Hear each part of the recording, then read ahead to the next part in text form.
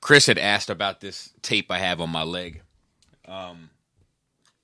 And I told him to wait for the show, so I'll tell the story now. So in November of last year, my left heel started hurting. And I noticed it mainly like when I got up in the morning, first time on it after I've been off it for a while, et cetera, et cetera. And this is not gout related, right? So no, it's opposite end of the foot. It's the opposite end of the foot, but I'm also, but it was painful enough where it was giving me gout PTSD. It had gout tendencies. It had gout tendencies. Title of the show. Yeah, let me write that down. So my wife's a physical therapist, so I'm fortunate in that regard. Where most of the times when I get broken, she can put Humpty Dumpty back together again, and so she started working on it, and we tried. She was worried at first, was that I was like because of the hardwood floors that I wasn't getting enough support in kind of day to day, especially after the year of COVID where I was quarantined a bunch of times and home. So she bought me. I think one of you guys. I think Chris made fun of me for it, like a pair of gray Brooks shoes that I'm wearing right now, and they're supposed to be my house shoes, and then I'm supposed to have another pair of shoes outside for my outside shoes. You used to make fun of Mr. Rogers for that shit. And then I have a pair of work shoes. But yes, it is very Mr. Rogers of me. I took my sweater off when I came. You get into a hoodie. Get into a hoodie, yeah. We gotta film this. Yeah, that's a skit. Let me get a sip of coffee. So, goodness. That was plan A. Yep. Plan A didn't work. Made it no better. Plan B, I believe, and I could be. It's over the counter now. It's only $50. Yeah. I just like to sprinkle it in the oatmeal.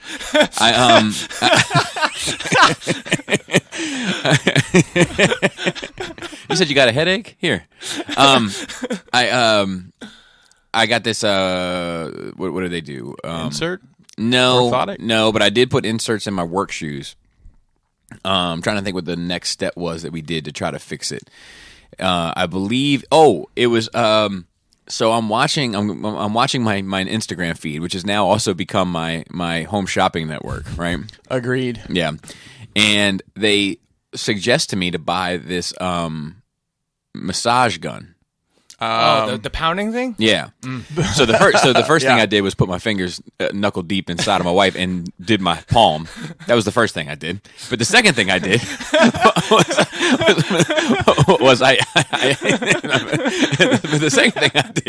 was I used it on my foot, and I did get a little bit of relief, but not a ton. So back to my wife. Go ahead. Have you still been walking every day on it? Yep. Okay. Yep. 3 miles a day. 2 out of 3 days. And obviously that came up in the conversation too. Enough to a point where we were like, we always take the same trail, and I always walk on the same side of my wife. My wife likes me on the outside, so to speak. And not a good place to be. Yeah. So we always walk the same way. So she had actually said, well, maybe we should start walking the opposite way. Just if like it's high the grade, rotation. Yep. So that came up in conversation. We did a few times, but like it's extremely uncomfortable. I can't express it, but like walking the other way for like after 2 years of walking the exact same way, it's like I don't like it. You don't like change. You're getting old, man. I don't know if I've ever liked change, to be fair. You see, I still got my DVDs. I don't like change either. I went to the gas station the other day and bought a drink, and then I actually had cash, and I just left that 14 cents on the counter. Dude, can't stand it. I had a buddy of mine at work recently was trying to get something out of a vending machine, and was like, "You got $1?" And I was like, "No." However, I do have $1.35 if you're willing to take all of that. Vending machines take a credit card now. Yeah. Not this one, of course. I've had the same 20 in my wallet for I don't know how long. It's like my emergency cash in case some place need cash. No places needed cash in the last 3 years. Right. Yeah. No, this one does not. But anyway, a lot of them do. A lot of the modern vending machines do. Yeah. But this one does not. So all right. So we tried the massage gun. That didn't work. So the next thing, she bought these. Actually, the people that hate me and want to always catch me in a bag of hypocrisy, will be happy to know that she bought these KO tools. She became obsessed with these tools. They're for physical therapy. They basically. I'm gonna butcher this. Okay, I'm gonna try my best. But they're shaped like ninja weapons. Which one? Yeah, that's pretty wide. That's a wide berth. Look at the turtles, man. Is there a chain involved? Is Is it sharp? Is it the 3-part nunchucks? So Cabal from Yeah, the hook blades. kind of like that. Oh, well, what the fuck are you using that for? Yeah, except it's not bladed. It's just metal, like flat metal. But they are metal. It's like flat, like it's not sharp, but like Correct. I mean, they're probably. I mean, I would say they're thinner than a 1/4 inch. How big are they? That size, right? They range. So it's like a set. It's like it comes in a suitcase. Like you zip, and it opens up like you're gonna you're gonna do a hit on somebody. Like you're going to the pool hall, and you're that guy. Yeah, I'm just gonna go casually play pool with my Remember friends. when Texas Hold'em caught on like wildfire and everybody had their little suitcase of poker chips? Good times. So anyway, what I think it does, and I'm probably butchering it, forgive me, it scrapes all of the fascia in your body to one place. Yes. And then once it's in one place, your body will actually absorb it properly. It's when it's all strung out all over your body that your body doesn't know how to handle it. It's just like, this is shit all over me. But when there's like a big pile of it, your body's like, oh, fascia, get it out of here. We got a pile of fascia down here. Got a pile of fascia, boys. Like fastest. like in the 40s. My body's probably for the 40s. But like, so they're, it's like, put them up. With making a fist when you're looking at your palms. It's like that fucking Irish. Yeah, the Notre Dame guy. Yeah, that guy. Yeah. So anyway, and I got a little bit of relief from that. Now, the hard thing, so to speak, about this is that if my hand is my foot, which it is because I have monkey, foot and mouth disease. The pain is like on the outside ridge of my outer heel. Mm-hmm. Both sides? No. Okay. So I would get a little bit of relief with that, but it still wasn't doing the thing. So one night she went in on it. I mean, like to a point where I almost tapped out. I was like, I can't. Like, it's so painful. I can't. Did she dress up like Sonya Blade while she did? Yeah, she put her Nurse Ratchet outfit on. We keep her emergencies. Now that could mean so many different things. I would prefer the second meaning. She's like, I'm gonna fucking do this whether you like it or not, motherfucker. I'm like, oh yeah, give it to me. But she dug in, and she was like, okay, all right. She's like, walk around for 5 seconds or whatever. I need you to stand on one foot for 30 seconds, stand on the other foot for 30 seconds. She's like, okay, sit down. And I sat down. She's like, here's what's going on. You have tendonitis, and there's only one cure for it, and that is to stay off of it. Yep. And that's not going to happen, and it's not my lifestyle, and it's not conducive. I don't know to anybody that could. I mean, obviously, if you have to, you have to, but yeah, not be on your feet at all. And so, also, it's like not like stay off of it for a couple of days. You have to stay off of it for a long time. Yeah. For it to heal completely. Correct. So she has taped up my leg and foot, and which is like supposed to. That KT tape, is that what that is? Yeah, I guess so. I don't know. It's like the medical. Yeah. So it's supposed to give you some sort of relief. It takes like pressure off of some shit or whatever. Like it puts you in. Blah, blah, blah, blah. But like, so I'm wearing it. But I'll tell you, she got this like the nude color or whatever to like, I guess because it's summer season and she didn't want me to feel weird about like. And I was like, it's weirder to me with the nude color. Like, well, I'm gonna be honest. When I walked in, I was like, "Did that dude get a tattoo of a line?" Because that's what it looked like from a distance, and that's why it caught my eye. And I was like, "Just get black tape." Yeah, just get. Also, the fact that you're wearing black shorts and a black fucking hoodie. I'm only wearing a black hoodie because I knew we were coming into the basement, and usually when our air conditioning kicks on, It's a little chilly.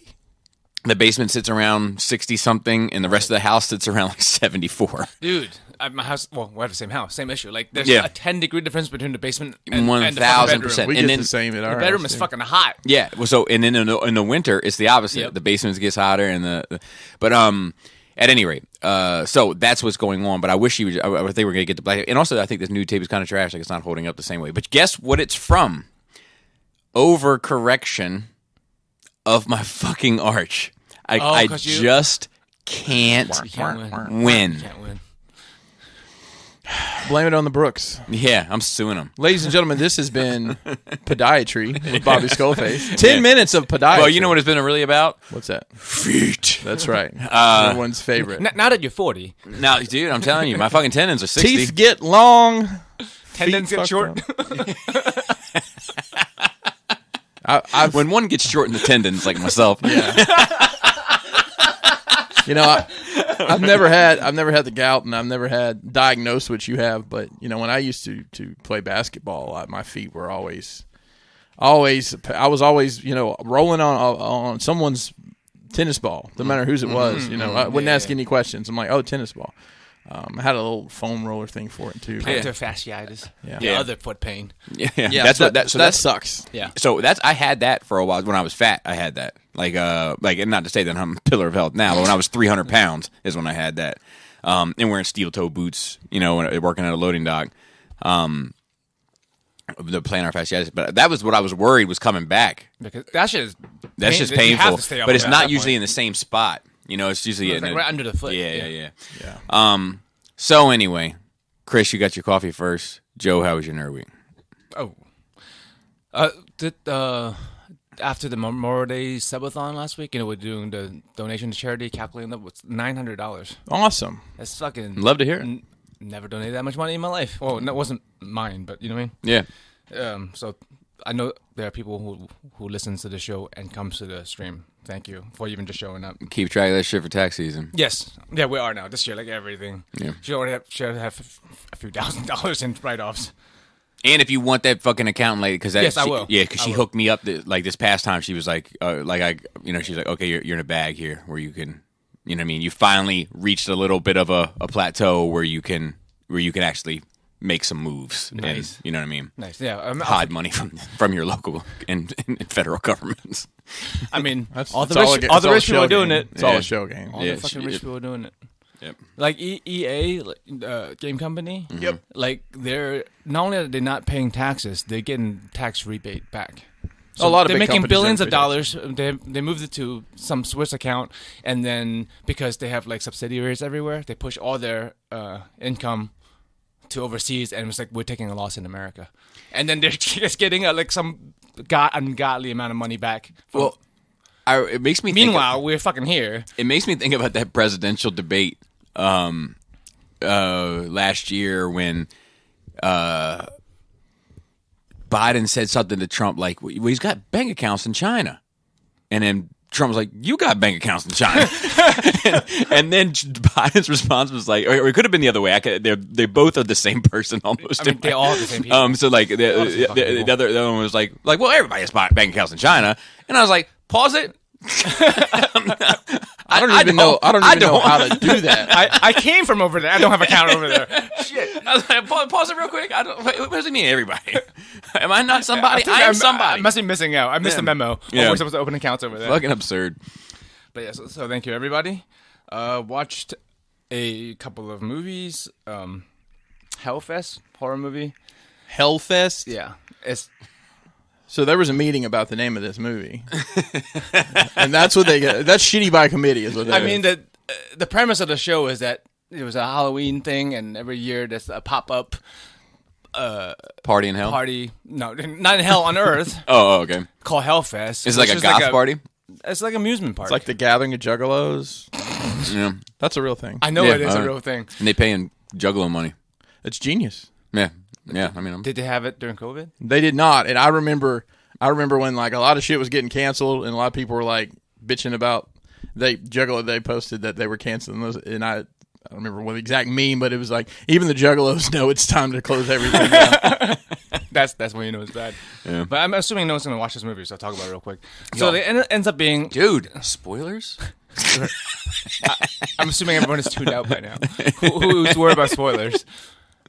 It's a slasher film. Ends up being a dude who goes to these things because everyone gets to wear a mask, and he fucking shanks people and then like hangs them up as part of the prop, and no one finds these dead bodies till like they start smelling, or like when they start to close down, it's like, oh fuck, one of those was a real body. But like at the end of the day, Not a bad idea. I just wasn't scared. I'm like, it's one fucking dude with a knife.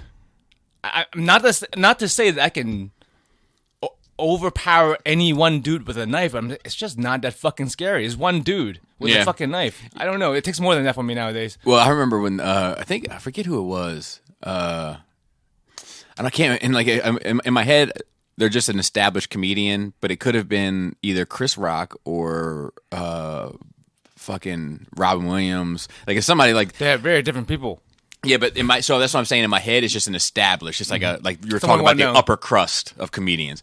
But they were like, they fucking hijacked those planes on 9/11 with a box cutter. Can you imagine they tried that shit on a city bus? They'd fucking beat their ass. Yeah. Greyhound.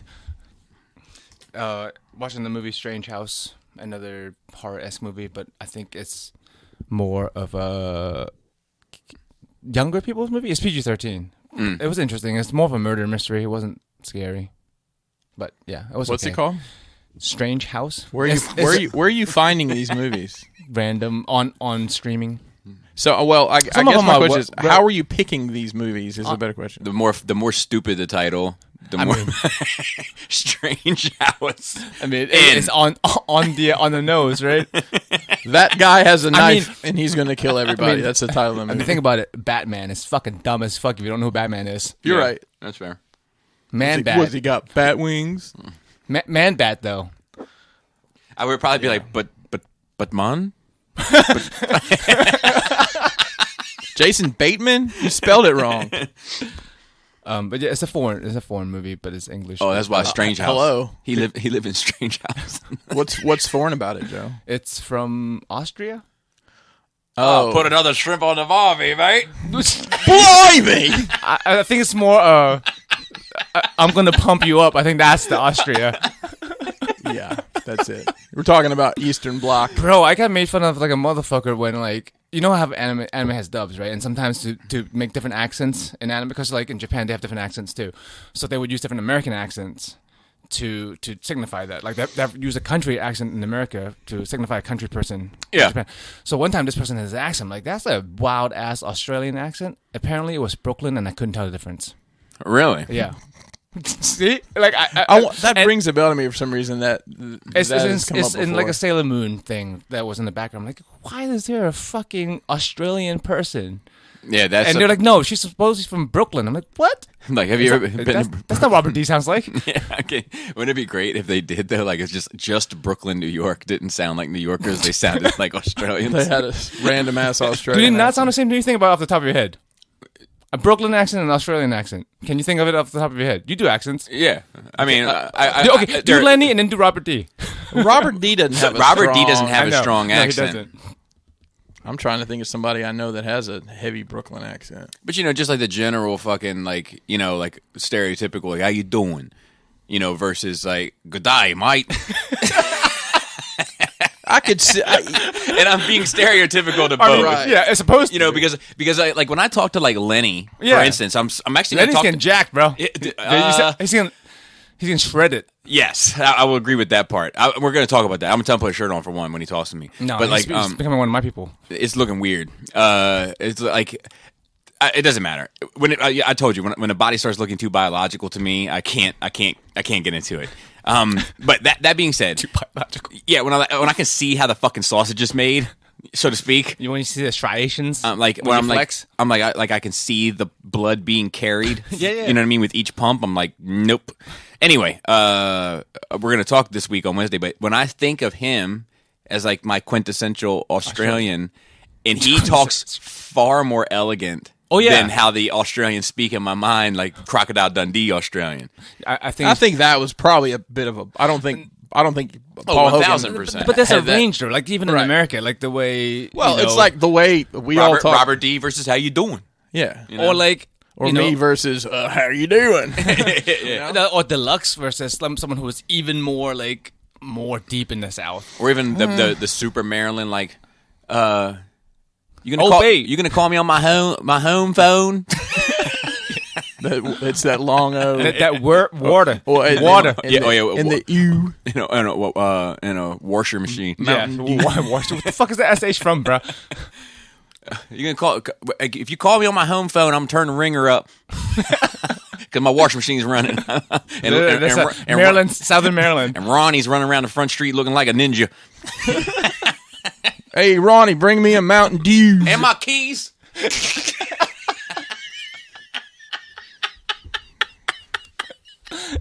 Maryland is wild. It is. Because I work in Chevy Chase, which is the rich white neighborhood. I work in Baltimore, which is fucking Baltimore, and I work in Southern Maryland, which is the washing machine people. Washing machine. So like, Southern it's all Maryland's- Maryland, but it's completely three Southern different fucking Maryland places. is another level. It is. I've been down there several times. I've been down there not a whole lot, but Go there it's once a like week, man. yeah. Crazy people. They're different. Gotta be careful. Gotta be careful. Some of them sinks. A washer get loose in the water.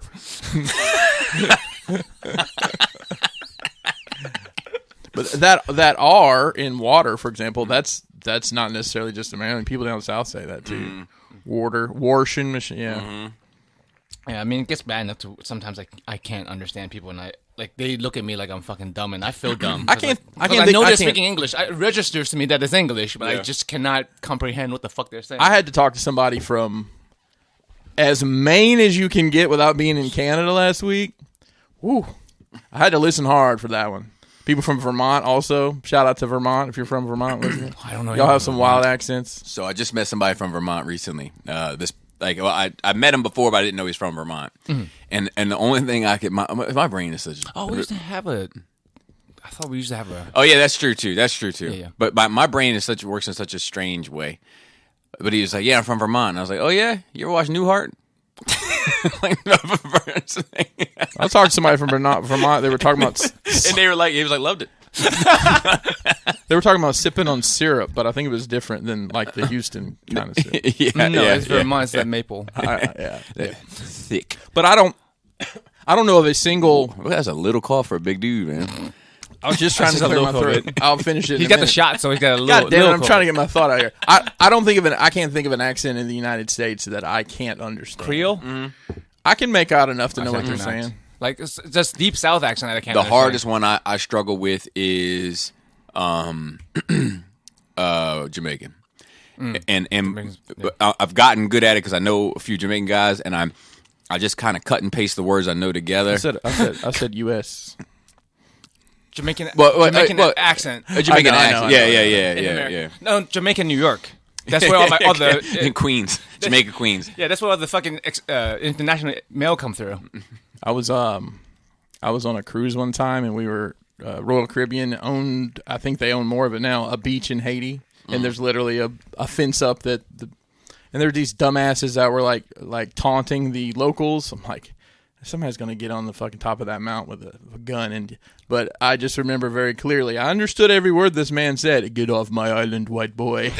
He wasn't talking to me. He was talking to these other dudes. I'm like, man. But, I mean, I'm sure They're gonna lump us. They're gonna lump us together at for some sure. point. Yeah. They're the captain now. Yeah. I was like, I think we've asked this question before, but like, is there any like racial like epithet that you've been called that like bothers you at all? No. Yeah, I can't think of anything. I don't, because like I know this. That's for white people. It just doesn't stick like that. Well, I'll tell you, like I'm not crazy about White Boy. Like I didn't mind it when I was. But you don't want to play that funky music, bro. I always want to play that funky music. Always. But I didn't mind it when I was a kid. But like as I got into like my late 30s, I was like, I'm not a boy.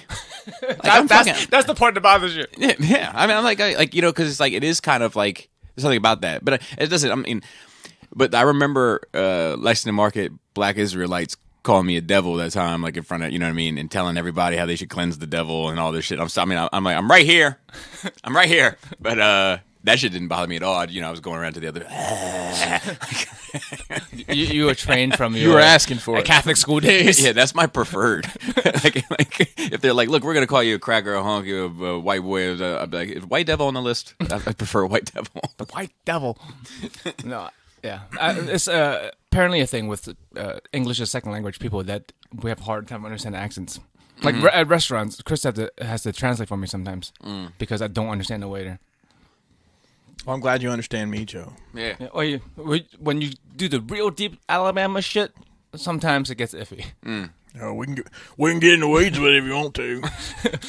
The sling blade. Pretty much. Cold too.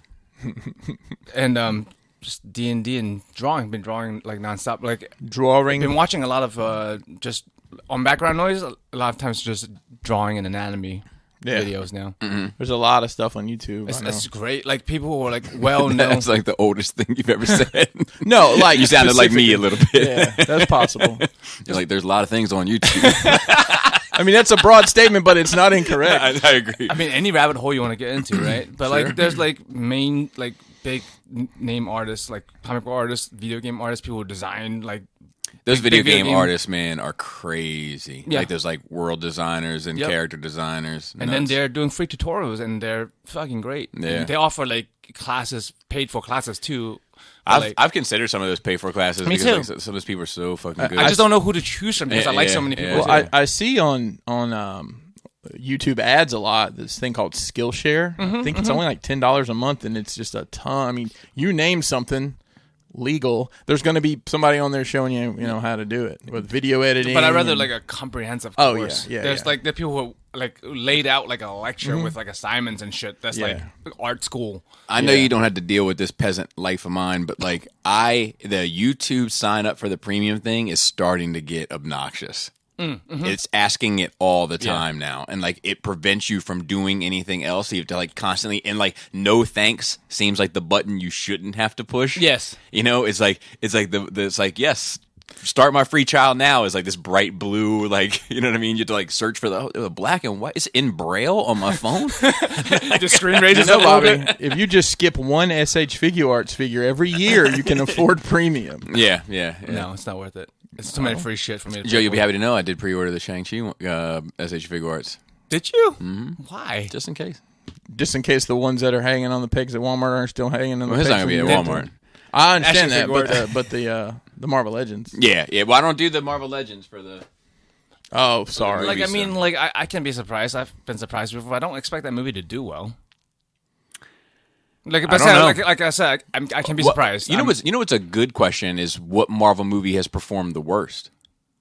And like, even if when it's the worst, it's how profitable it still was. Right? Exactly. I don't think they haven't done anything Nothing's bombed. bombed. Yeah, or even like if it didn't do as well as they wanted to, it still made a fucking shit ton of money. Right? Yeah. I think it's just I don't know. The Asian doubt in me. I I'm think like, this Asian dude is not gonna watch this guy. I think only Marvel and Star Wars can say that. That like even the they- worst movies yeah, are still profitable. Yeah.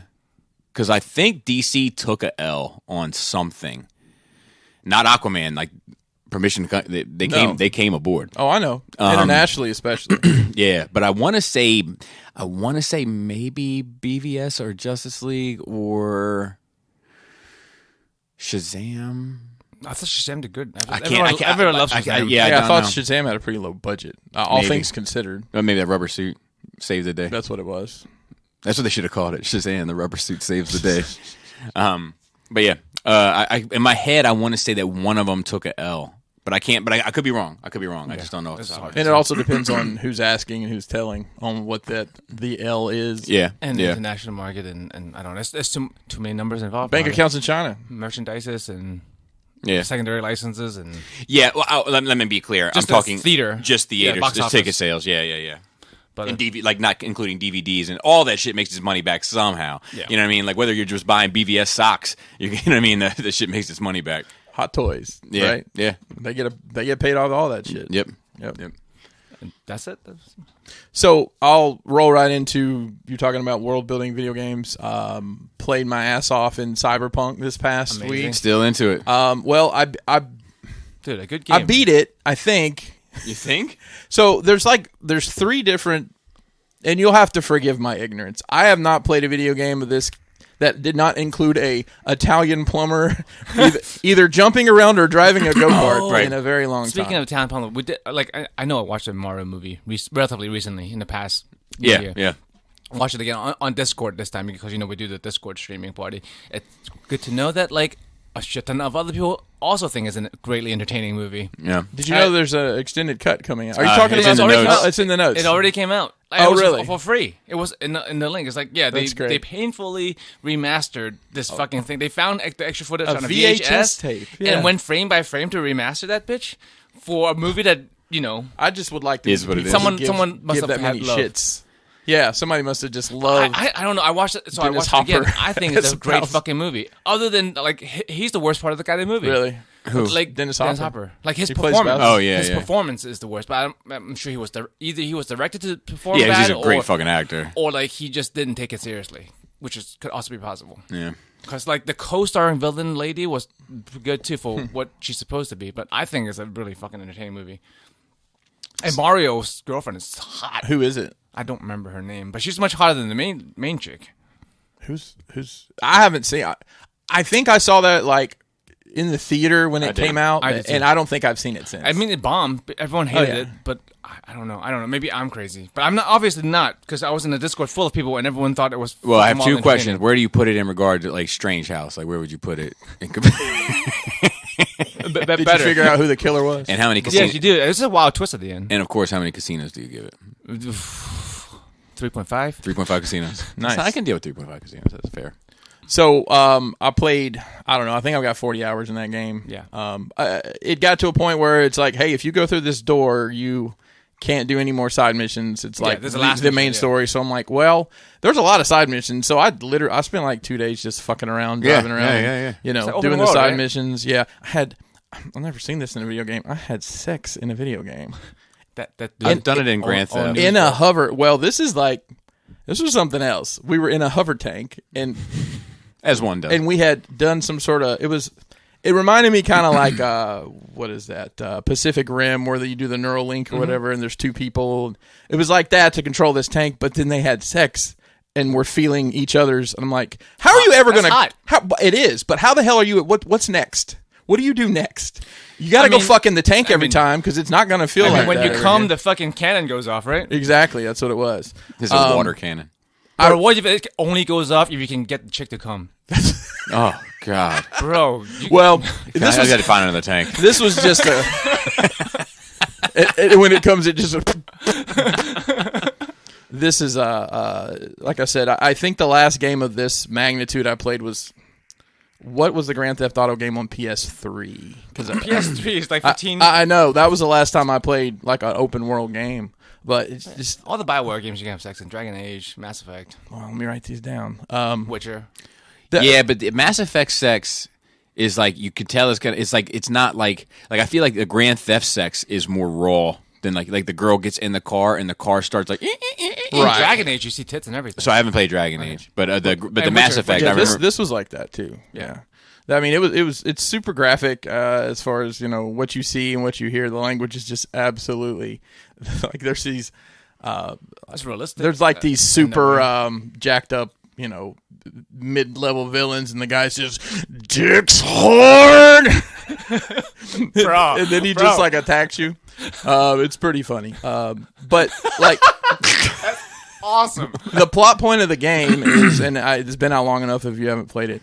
Well, it's not out on PlayStation, so regular. Well, PlayStation. I'm playing it on PlayStation right now. 5 because you're privileged.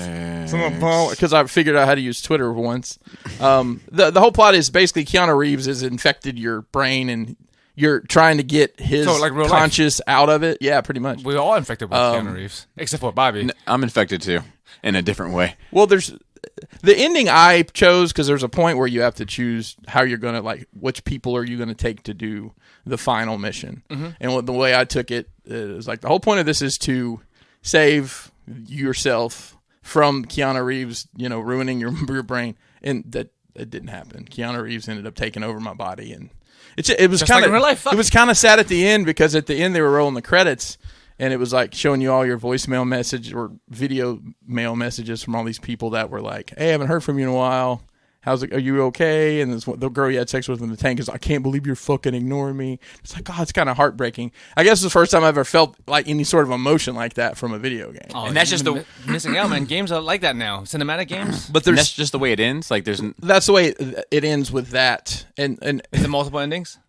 yes, Okay. yes. There's apparently Okay. 4. And then when you start the game, you can be a street kid, which is how I started, or you can be like a corporate goon kind of person, or you can Which be is kind of how you are now. yeah, it's how I am technically in real life. And then you can be a like a nomad. So I'm probably going to go through it and play it, from the other perspective. I mean- I'm enjoying the hell out of it, and I'm looking at.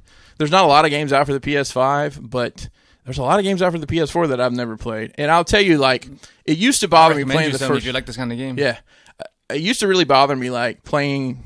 Like, think about going up a staircase in one of these games. I would be sick for 30 minutes. Mm-hmm. But I think playing the VR as much as I have, it doesn't. just Getting used to it. It doesn't bother me nearly as much to the point where I mean, playing probably played 8 hours one day last week. Playing Wolfenstein used to fuck me up when it first came Yeah. out. It was amazing, but I couldn't play it for long get because I used get to it. fucked up. But like you guys heard me when I do talk about games and play games once in Blue Moon on here over the years. Like I'm always, I'm like 50 hours and 100 hours. And so now you understand it's not easy to abnormal get- for a good game. 50, 100 hours. It's not abnormal. Yeah. I mean, there's a ton of PS4 games that are like $20, $30 you can buy. it's usually me figuring out how to get out of the apartment that they start you in. Right, exactly. Like, where the fuck is? I'm at the door. How did I just shoot myself? Fuck.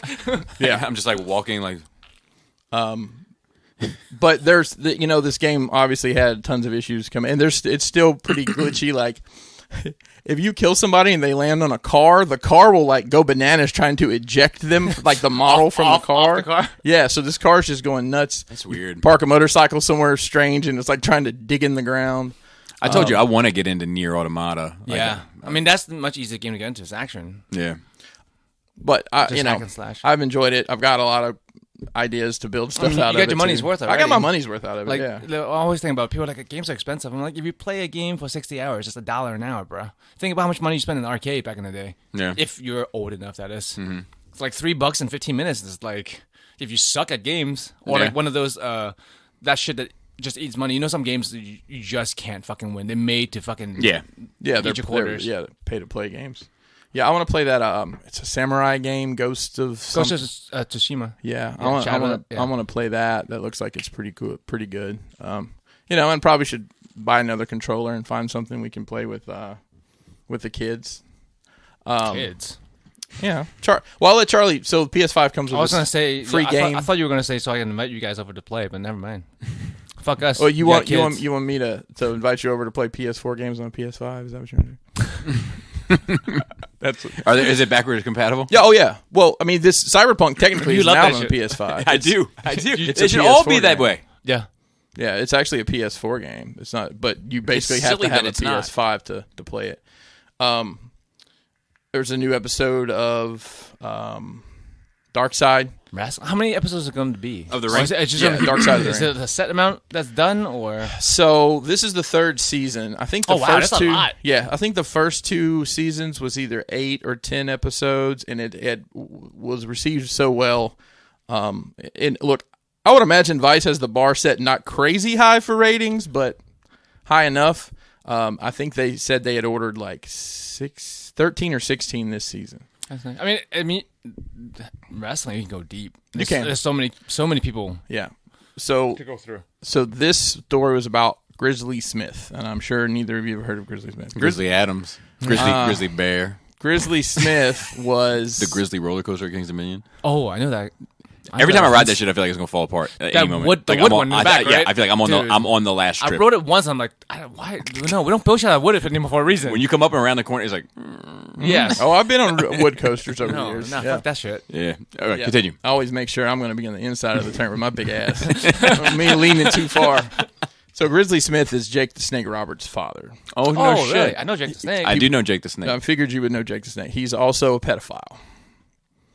Not Jake, real not, quiet. not Jake the Snake. Jake the Snake's father. Hate to so hear Jake it. the Snake's mom was 13 when he was born.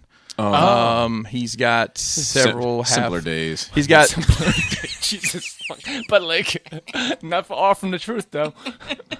Jake Roberts claims that his stepmother sexually abused him when he was like 11. Oh, really? Yeah. Well, that would have been, And then he's got 2 half. So when he was 11, siblings. she was 24? I don't even think she was. No, not his mom. His stepmom, who was 16, I think, at the time. Jesus. And hurt people. There's stories of his father was a wrestler prior to. The age range is really close together, though. Mm-hmm. His father was a wrestler, and then he was a booker for another promoter where he'd go town to town. He was the one running the show and the Armory or wherever they were running. Booker T is a wrestler, right? Correct. Okay.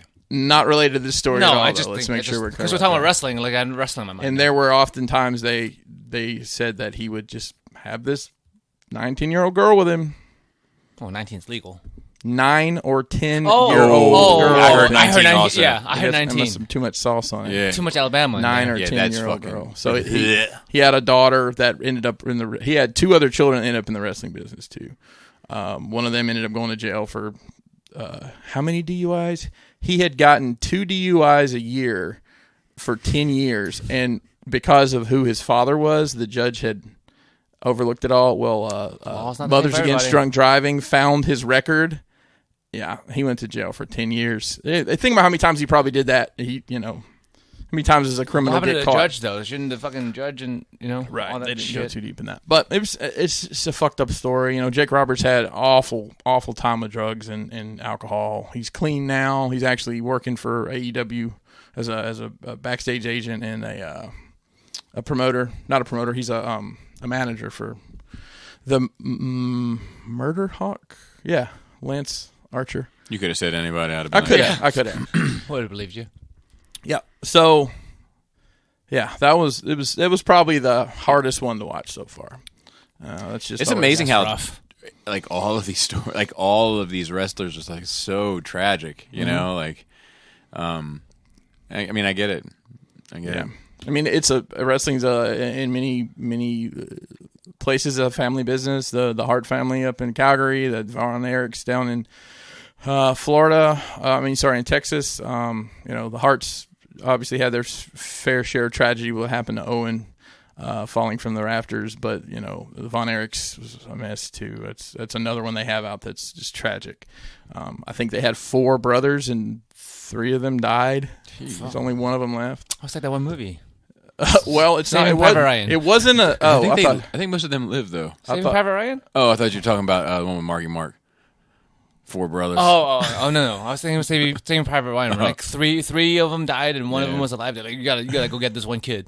So there's a wrestling promotion called Game Changer Wrestling. If anyone watched the Nick Gage documentary, it's his home promotion, and it tells you how much wrestling's changed from. I mean, I guess it's been 15 years ago when I was involved in wrestling.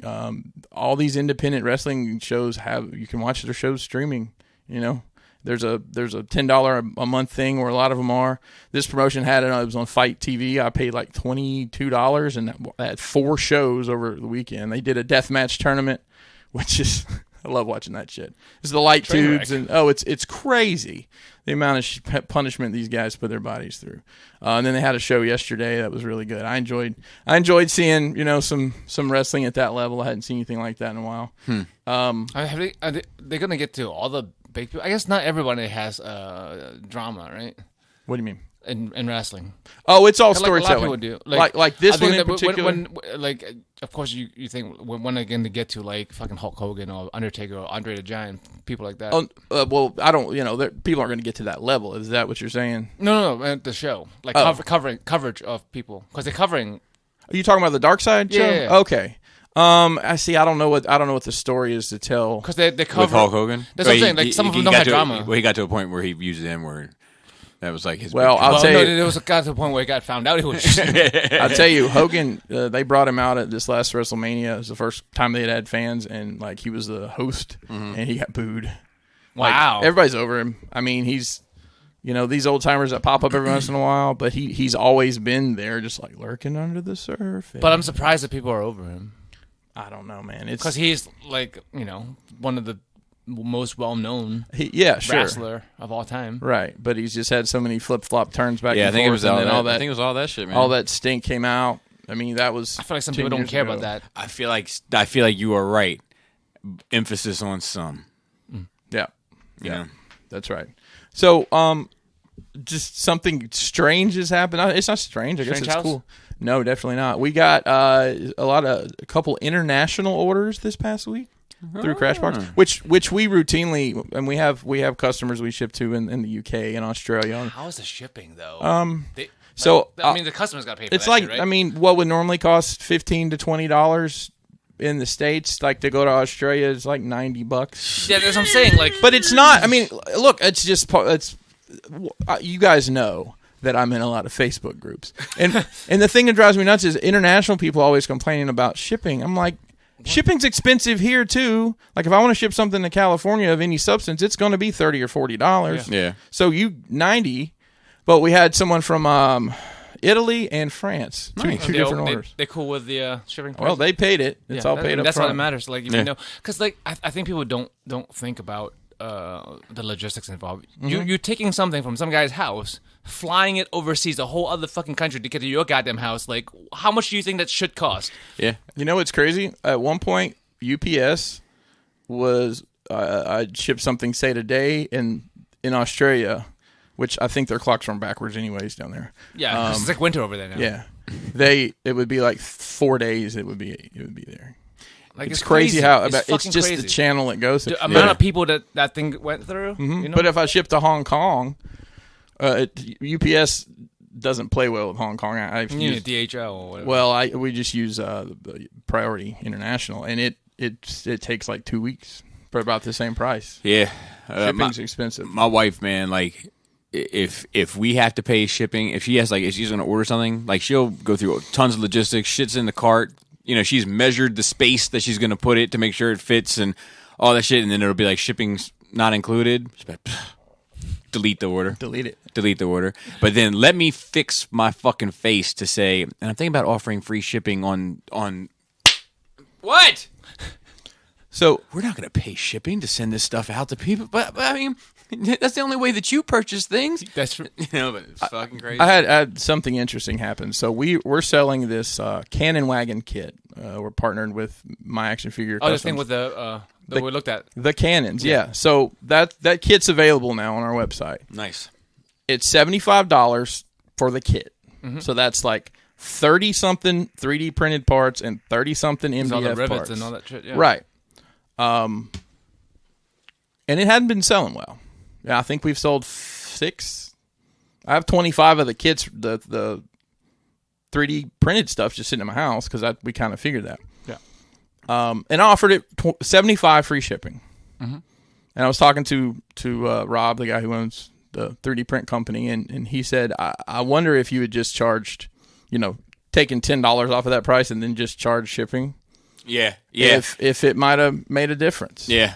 Different people work different ways. Some people prefer the shipping included. That's the thing. Some It's people like- prefer not included. Yeah. I don't know if that could have been a win there, but that's just an interesting takeaway from shipping. I like the shipping included price as well. Like when I go to eBay to shop, it's like shipping plus price lowest to highest or highest to lowest. Like I just want to know the whole. Just tell me how much I have to pay. Yeah. To get it to my house.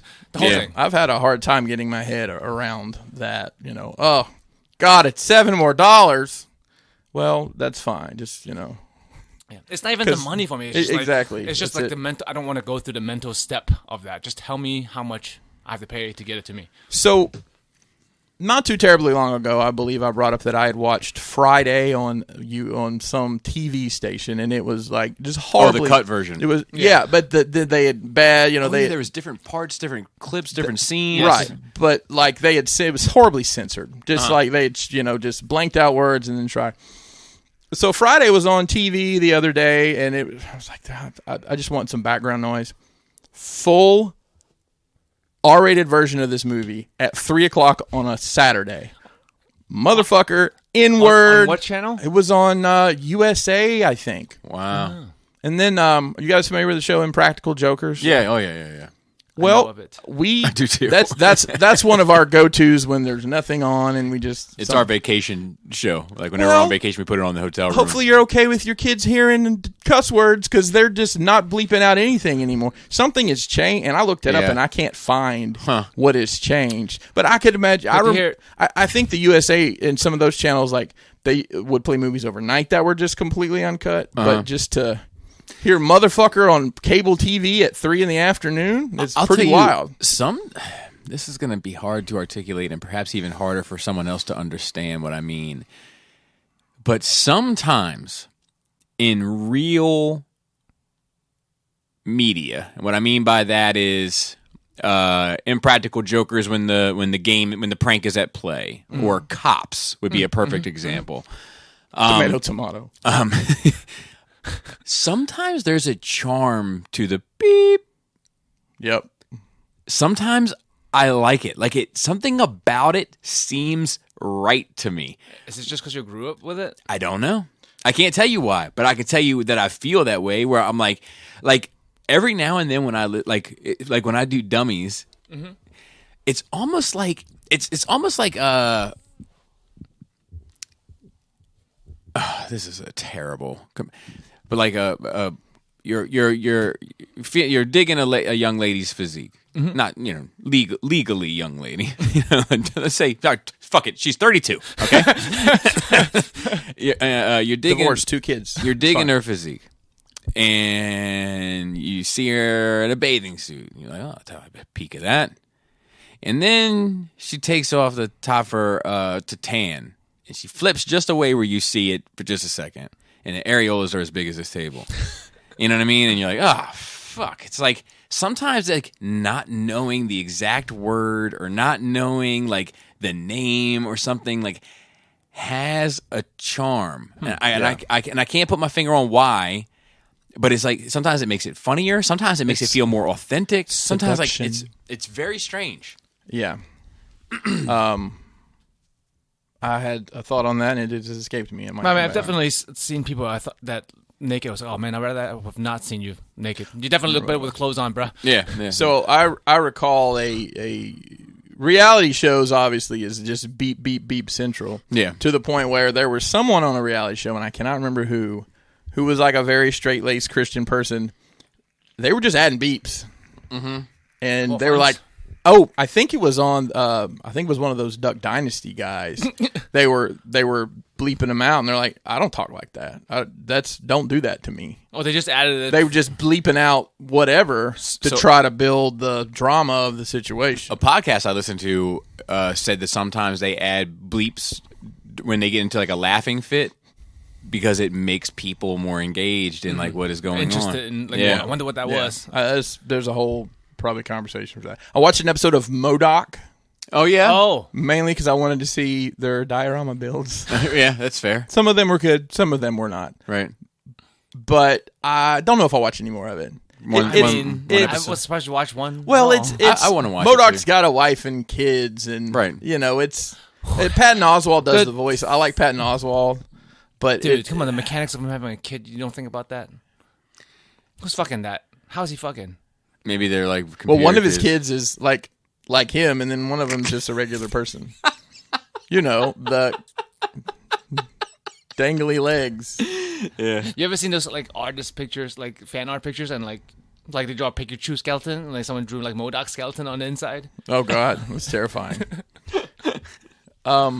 So Halloween, trying to get costume ideas together, and I kind of know what Kelly and I want to do. It may change, but obviously, if I'm pretty much going to do anything, I gotta probably wear some sort of wig, right? If I'm going to be anybody other than, well, you're there with me, Bobby. It's the bald man's plate. We're going to do, let's see. You've done Uncle Fester. Yep. You've done Darth Maul. Yep. Let's see. But so I did Caesar. I was able to get away with that one too. I did Joker. I had to get a wig. I did Bane. I got away with that one. Got away with that one. I did Scarecrow. Got away with that one. Okay. Did Raiden. Got away with that one.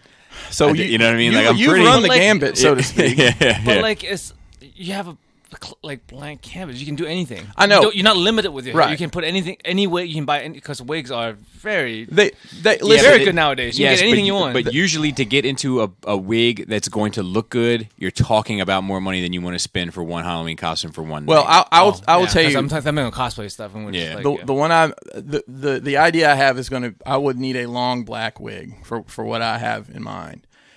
And the one I found, I have no idea what quality looks like, but it's $100. I just don't think that's too much of a price to pay. It's not. Oh my God. To pay like a toupee on your head, Joe, like a hairpiece toupee. And the great thing was you were just rolling. Yeah, he went. He Because it's it's my wheelhouse. I know about like. He's like, it's I really know. not. It's really not. Because it's not. I am technically really looking for a wig. Ask But- Krista. She has literally like 100 of them. Shout out, that might not be a bad idea. That's why I'm like I know about wigs. Yeah, $100 wig. Yeah. Shout out. But that to, might even. That's the thing about $100 wig is that might not even be good enough. Yeah. You have to. You know, have like- to work with it. You got I mean, and I have like the You Joker. can't just take it out of the fucking bag and wear it, man. Yeah, the Joker one that I did, like we fucking greased it up. We fucking like did a, you know what I mean, ton of shit to it. That I feel like I wore another one for Clarence. Couldn't get it right, but did a ton of Why shit didn't with you it. just buy one that was full price?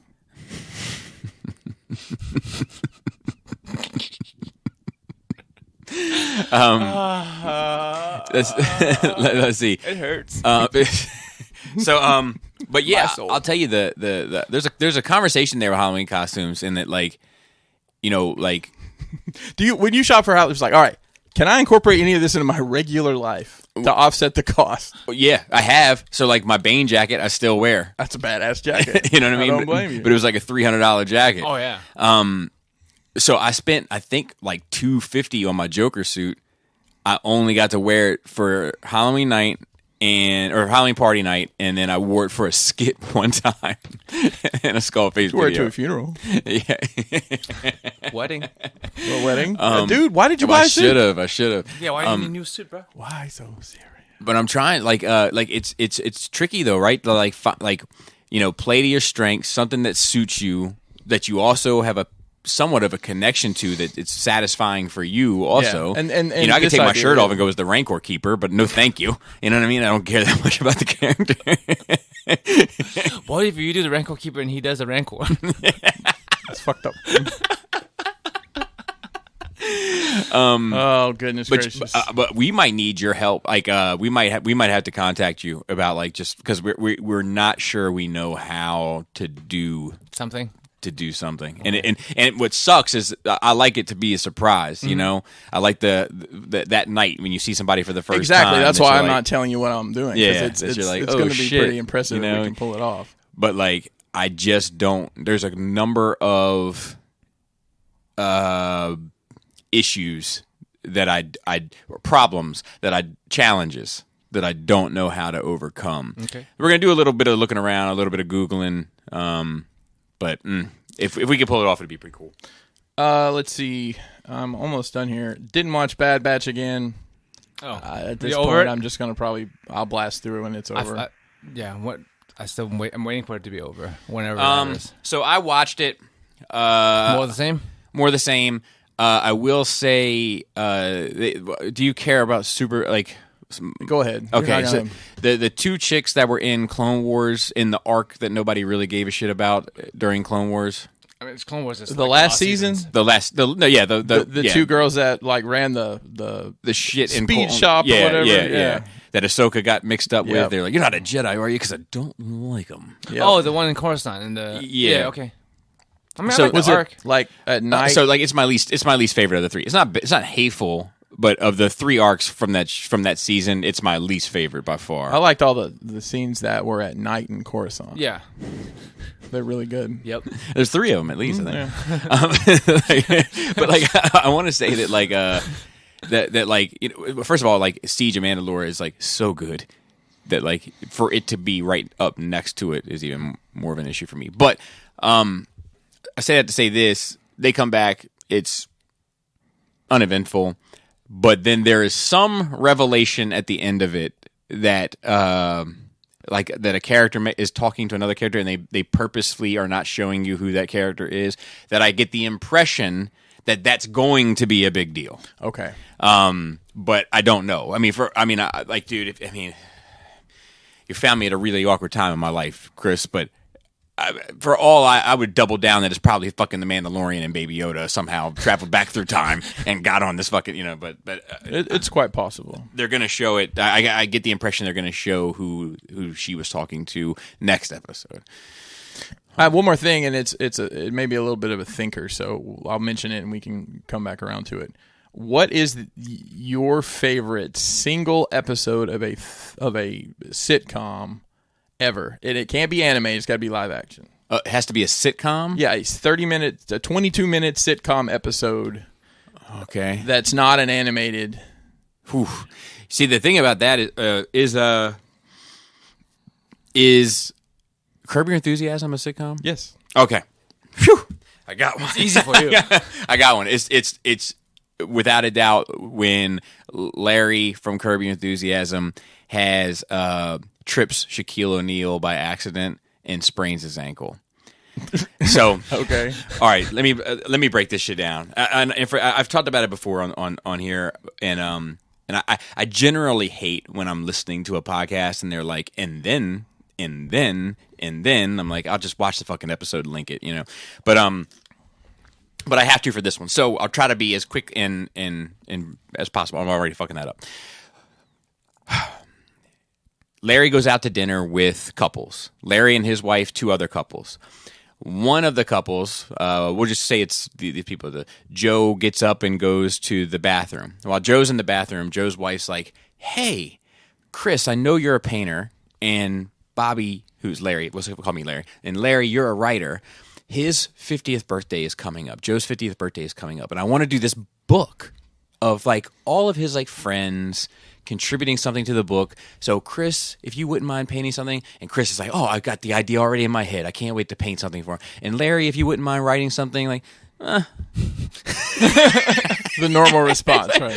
I don't know if I'm much of a a small page writer, or I don't know how good I would be at, like, no, it'll be great, we'll pick it up Thursday, whatever the case. He's like, all right. And Laura, or Cheryl, or whatever her name is, and is like, oh, he'll do it, he'll be great at that, you'd love that, that kind of energy, right? So then Chris says, "Hey, Larry, I'm trying to get into this art school, and it would mean a whole lot if you wrote a letter of recommendation for me to this art school." I was like, "Well, I don't really know how much I know about art. I don't know anything about art and art." "Oh, he'd love to. He'll do that for you in a minute." Now, keep in mind, Larry doesn't know Joe or Chris barely at all. Yep. So he gets home and he's like, I go out to dinner, I come home with a fucking homework assignment, right? Like, what is this? And he's like, and like, what am I gonna say? Like, to write into this person with like, "Dear University of California, the young painter Chris, I'll get back to you with his last name," and he does these geometric shapes. Because he does like the square, the circle, the he does these geometric shapes, and I'll be honest with you, I'm not really sure if it's art. I mean, if I can do it, is it art? And right, he does all this shit. So he then gets into this huge argument about whether or not the Lakers are worth a fuck. And it's public, right? Like, and he's saying like, "Oh, the Lakers, nobody's cared about that team. Everybody hates them. Like, they're not good. They're the worst team ever. I hope they fucking die." Da da da. He has front row seats to this Lakers game, and he's just stretching his legs stupidly on the court and trips Shaquille O'Neal and sprains his ankle. And now the whole world thinks that he did it on purpose because he hates the Lakers, right? But it was really an innocent accident. So he then he's having the best time of his life because the whole world hates him and wants nothing to do with him. So he's like never been happier. The guy calls back, the wife calls back and is like, "Hey, Larry, don't worry about that page for the book. We've gone a different direction." He's like, "Oh, but I had a great little short story all made up for the for your husband, Jack." Like and then the other guy comes in to him and is like, Hey, Larry. And he's like, "Let me guess. You don't want a letter of recommendation." And he's like, I realized it was too much to ask of you, and da da da. And he's like, oh no, I wrote a nice letter. He does these geometric shapes, and he's like, well, there's actually a bit more to it than that. And he's like, I'm not so sure, but he does these geometric shapes.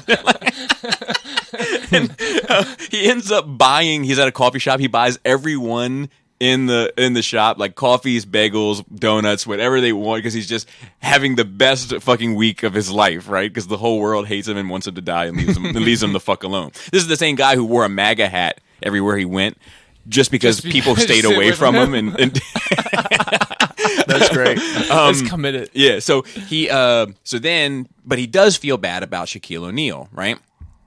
So he heard that Shaquille O'Neal's a huge Seinfeld fan. So he goes to the hospital with like a crate of all the every single Seinfeld episode, and gives it to Shaquille. He goes and says, look, I'm sorry. I didn't mean to trip you. I heard that you were I understand if you don't accept my apology, but I heard you were a fan of Seinfeld. I brought you all the episodes. And Shaq's like, you brought me every episode? And he's like, yeah. He's like, if every episode is in there, forgiven and forgotten. He ends up finding Shaq and Shaq's PT are playing categories, and the PT's cheating, and Larry catches him and exposes him. Shaq fires him right there on the spot, and then he's like, "Thanks so much, Larry, for coming. Like, water under the bridge. I was messing with a clown. Like, you just saved. You don't know how much money you've saved me." And like, oh, well, on my side, I have some responsibility too. I tripped you. I didn't mean to. I'm sorry. They shake hands. They're all happy. They go out. And the moment Larry goes out to the corner, a car drives by, hits a puddle. The water goes all over Larry. And Larry's like, fuck. Like, I'm back to fucking bad luck Larry again for making right on this. Perfect. It's a fucking perfect episode. But that would be my favorite by far. What about you, Joe? Does anything come to mind? I don't think I have a favorite. I watched a lot of sitcoms growing up, but I can't think of one that like fucking stood out. It's a hard question. They all they all kind of like okay blend together, and they kind of like I get them mixed up in my head sometimes, like some of the Married with Children episodes and shit. And I know it's got to be something from Scrubs, but I actually love that show a lot, and there's many good episodes that stands out. But like a lot of times, the good ones aren't because they're funny, because like Scrubs has a lot like it's pretty deep, and a lot of them are like emotional. I never did. There's just something about that show. I would watch it if it was on, but it's like there was something about it I didn't like. I don't know. I think it was the way it was shot. It was like do they talk to the camera sometimes on that show? I don't think so. No, I don't know. There's always something about it. Like he has off. a monologue which seems to be talking to the audience. Yeah. Well, mine is from obviously the British Office. There's not enough material. It's from the American Office, and it's an episode called The Dinner Party. Well, there's so many episodes to choose from. It's really that's the beauty of that. It goes on and on and on. It does. It goes on. It's 9 seasons, Bob. I think this is season 3, so it's pretty early. Okay. But it's oh boy, if you haven't seen it, I'm not gonna. I've seen them all. I'm not gonna pull a Bobby and explain it frame by frame. Sorry. But it's great. Which one is it again? It's called The Dinner Party. You've referenced this episode. Michael and Jan have. Jan was their like Michael's boss, but she gets fired, and her and Michael end up having they're together, and it's so awkward. There's so much awkwardness. You guys love the it's awkward cringy. I do. He's immediately trying to get them to invest in her candle company, and they end up getting in a fight. And she throws a trophy. He has a flat screen TV, which is like maybe like a 13-inch flat screen. He's so proud of it. Yeah. So that's mine. Well, while we're on the topic of The Office, did you see that in the notes? About the girl that was on there? Is that what you're talking about? That she. So this came out in Twitter that she's a veiled. I forget what they have a name for it, right? A veiled princess or something. It's like it's associated with the Ku Klux Klan. Yeah. Oh. But it's not associated with them anymore. Like I just because I read into this, I was like, whoa, like because this is like in my mind, if some Hollywood person came out as being like affiliated with the Klan or growing up with the Klan, like not only do now I want to know your story, because for one, if you grew up in it and now you're in Hollywood and you're doing roles with diverse casts and everything, like either A, you don't hate him that much, you know what I mean, or B, you've changed, which is I'm more likely to believe. And either way, I'm now kind of interested in your story, right? So I did some looking into this, as did I. So Ellie Kemper is the lady's name, and I can't remember which. She's the second girlfriend of the main. No, she comes in as the receptionist. Right, she takes the spot of the main. Pam leaves to go to the Michael Scott Paper Company and comes back as a salesperson. Right, and then she's romantically involved with Gabe and Andy and Pete, all in the office. And she's adopted, or is an orphan essentially, grew up an orphan, and has a very strange relationship with her adopted brother, and it's a pretty complicated character actually. So she was a veiled princess, which was initially an award given at one of these Ku Klux Klan balls. It was a ball, right? Back in the day. Not to be confused with like one of the members' actual balls, but a banquet of sorts, right? And then later, as it grew and people grew and times changed and people changed, it became more of a 4th of July celebration. I think they don't even call it that anymore, do they? The veiled princess? No, I don't believe they do anymore. Yeah. And they were, people were of all races, cultures, colors, and creeds were welcome to it, and et cetera. So she won when she was 19 or something, which was far after all the Ku Klux Klanery. I think it was in the early 2000s. Oh, okay. Yeah. And what did you call it? Ku Klux Klanery.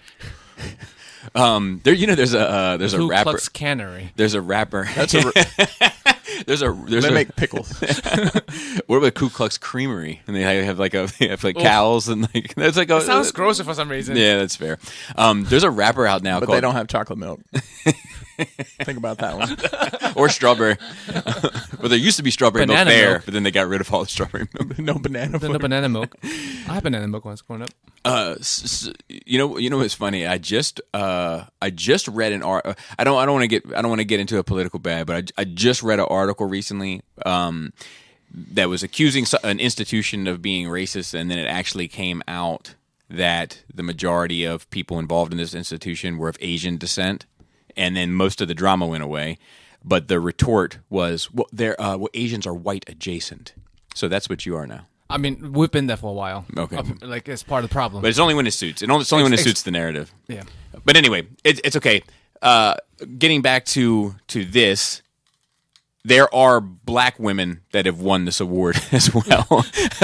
Which I love. But, I love to see it. Yeah, I love to see it. Love to see it, dude. That's karma. You know what I mean? Yeah. But I was actually looking at some of them, because the Twitter crowd. I went to this tweet, like this initial tweet, and started reading through the comments, which is always blood pressure increasing for me. But why you bother? This one person was like, look, let me just show you some of the other winners of this prize over the past 20 years. It's like mad different types of women. Yeah. And then like people are like, what? But anyway, believe half of what you see and none of what you hear. She's probably a nice lady, I guess. I don't know. Bobby, how was your nerd week? Thank you for asking. And she was also involved in the second best office show ever made, so of which both were very good. Both were very good. So my nerd week was good, but also not a whole lot went on. I watched X-Men the animated series yesterday. Started watching it. You're gonna say, wow, Sonic watched it at 2 times speed. The baby has never seen it, but what's interesting to me, as a side note to that, we're getting ready to watch it, right? And Laura's like, I don't think the baby's seen it, and I was like, no, definitely not. And then Selena was like in a mood yesterday because she hasn't got naps recently, like, and she's been, not that she ever gets naps. Let me walk that back. She's been doing a lot of physical exercise, like running around outside, playing with friends, going to little like events and cookouts and all this shit. And usually when she has all that, she catches a nap here and there, but she hasn't recently, so she's been in a bit of a mood. That being said, she was like, Leia probably doesn't even know any X-Men. And and the baby turned around and was like, I know the one guy. And they're like, which one? He's like, I don't know his name. He got some claws. Of course. Of fucking course. The marketing machine is working. Yeah, but what was fascinating to me is I don't know how she knows that because I've never like introduced her to X-Men. Like I obviously, think it's a knowledge you're born with. it might be. Like, it might be in this culture? Wolverine's around, obviously, like in my house, and he has an X on his pants. he has an X so on his pants. She can probably. But like, it's just like it was just. You should have said, "How you know this?" It actually surprised me though. That being said, we watched it. Story, characters, all that kind of stuff still holds up. The animation is dreadful. It wasn't when it first came out. No. It was like great. I remember it being amazing. Really bad. Like, it's jarring how bad it is. Like, Heavy Metal War in season 1 of Transformers, better animation. Really? It's rough, dude. It's rough. And let me tell you something else. Wolverine 1000% has scoliosis or some shit because his posture is fucked. This is normal. That's what it's supposed to look like. Yeah, but not when he's like walking and stuff. Do you not play the game, the fighting game? He walks like that. Yeah. Like a fucking gorilla, but his hands don't catch it for Do you like how he had an Australian accent in that first episode? I don't even know. Are you sure it's Australia, not Brooklyn? I don't It was even. Austrian accent. It was yeah. In the attic.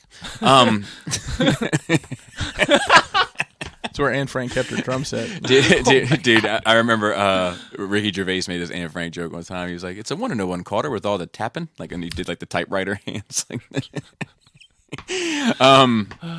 Anyway, and I've been watching more Carl Pilkington.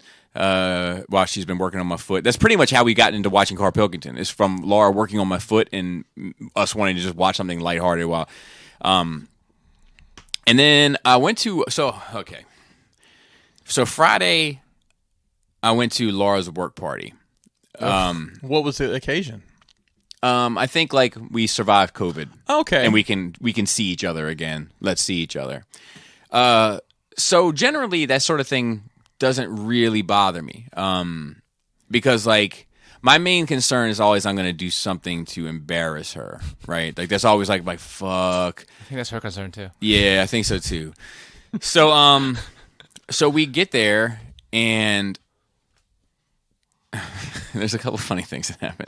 First of all, it's hot as fuck. Is this like a picnic type It's thing? outside? Yes, it's outside. Oh. It's at Centennial Park. Ugh, it's double bad. It's hot as fuck. It's not terrible in the shade. There's cicadas everywhere. Yeah, It dude, it's an sounds awful time to be outside. It sounds like a lawnmower's at full rip. They're loud, dude. They're loud. It's almost over. Like It's I almost worked over. this weekend over in Chevy Chase, which is an old neighborhood. It's fucking full. Like a tree, you can't see the trunk. It's Yeah, it's just the fucking shells. cicadas. We Oh should my God, that probably shit- at 3 clarify o'clock? that for the non-DMV people. Is it just DMV? Is No, it's all up and East down Coast, the East Coast. right? Yeah. Okay. For not here because it's a new neighborhood.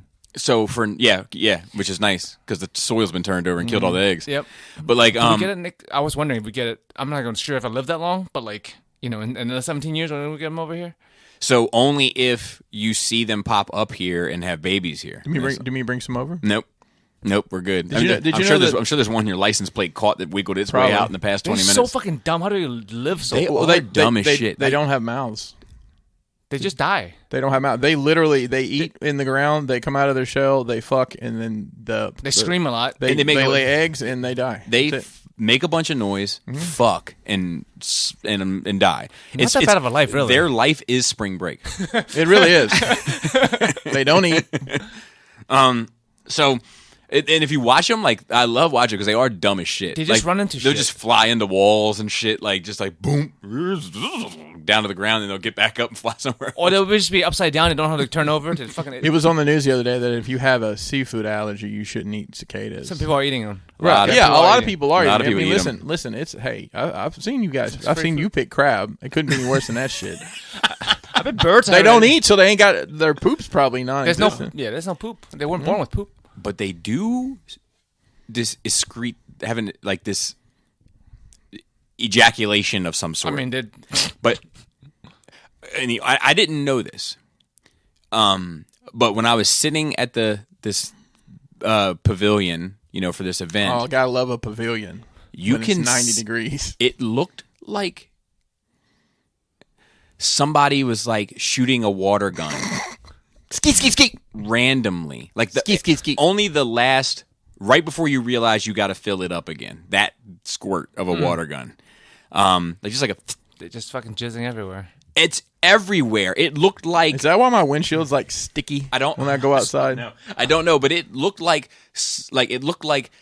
a giant was standing on the roof of the pavilion and just got a retainer in and was learning how to talk. Like it was just like So like all over the place. So like an orgy, but only people who have premature ejaculation are invited. Yeah. Short night. Just like their life, short and just fucking. So a couple funny things did happen there. So this one person, it's probably a nice person. I don't want to judge anybody. You know what I mean? Probably a nice person. Probably fine. Could be a shitty person. Who knows? Could be a shitty person too. Don't know. But I was just like, I was getting a weird vibe with him from the jump. Not a bad vibe, just like I don't think you're my type vibe.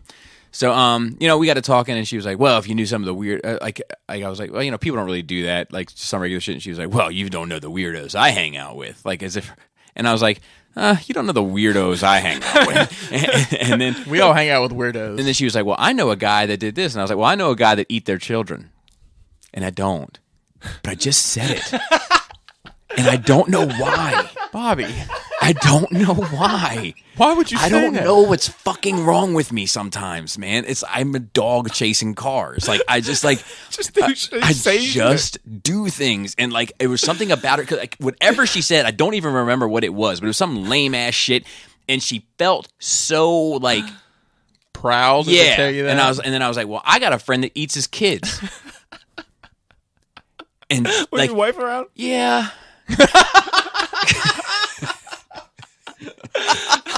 I wasn't sure if you're off having your own conversation. Is it worse if Laura's mad at you or disappointed in you, Bobby? Definitely mad. I'm used to disappointment. It's a service I provide. Yeah. Who says that? Just There was Was her? Did she come back with anything? no. It was just like Okay. And she yeah, walked and away. I moved on. I there was a guy there. I ended up getting. I think Laura felt good because I ended up getting in a conversation. There was a guy there that went to high school in a county that like he went to Oakland Mills or she went to Oakland Mills, and I was like, she was like, I graduated from Oakland Mills, and I was like, I got kicked out of Oakland Mills. Then Laura smacked me for that. She was right there for that the one. truth, though. Yeah, it was. But she was like, you could have said you went too. And it's like, look, I'm not going to lie about who I am. Be proud of this. You guys take the You kids. chose this. Did you guys take the kids to this event? Oh yeah. Okay. So that was another thing that came up because, like, it's so funny, like these like professional, like yuppie, like I never go to them. gatherings. Like, see, I can't help myself because like humanity to me is like a giant case study. Like I love it. You know what I mean? Like I love learning little sociological cues, and I like seeing. That's one machine that I like to see how it works. So, the kids want to play, and we're at a pavilion. We're not near a playground, but there's a playground that you can see. It's kind of in the woods, and it's the next town over, next pavilion over, as it were, right?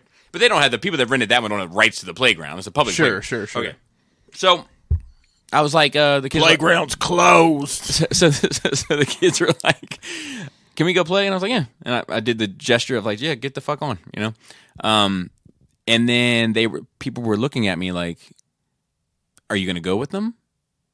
And I was like, no, I'm not going to go with them. So then like two other kids want to play, and like the father like goes with them. And now I can tell that I'm the father that doesn't look after their kids. You know what I mean? And so like I was like, I could tell like two more kids went, another father went. Right. So now it's like it's becoming more and more obvious. And Listen, those two fathers are already there, Bobby. yeah. Can they not? Like what is this? Hey, look out for Mom when you're over there, buddy. What are they? Thanks. What are they? In a union? How many guys you need to do this job? So like, so anyway, I'm there and I'm like, I just decided to come out with it, and I'm like, I'm not big on the whole watching your kids while they play stuff. Like I was like, if I feel like I need to, I will. But like, I trust Jaina to keep a watchful eye She's not that on young. her younger sisters, and like, if they get hurt, like, it sucks. But, like, kids get hurt, and I'm not going to watch them every moment. Because what ends up happening in those situations is I go and watch, and I get stressed out watching them. Me too. Mm-hmm. Yep. Yeah. And then I'm fucking like, don't jump from there. Don't hang on that. Don't such and such. But when I don't watch them, I know they're doing all those things. And you know what? They're fine. Because most of the time they're going to be fine. Mm-hmm. What you're trying to prevent is the not, the one. The thing that gets me in situations like that is like watching other kids interact with my, that little shit's going to, he's kicking everybody.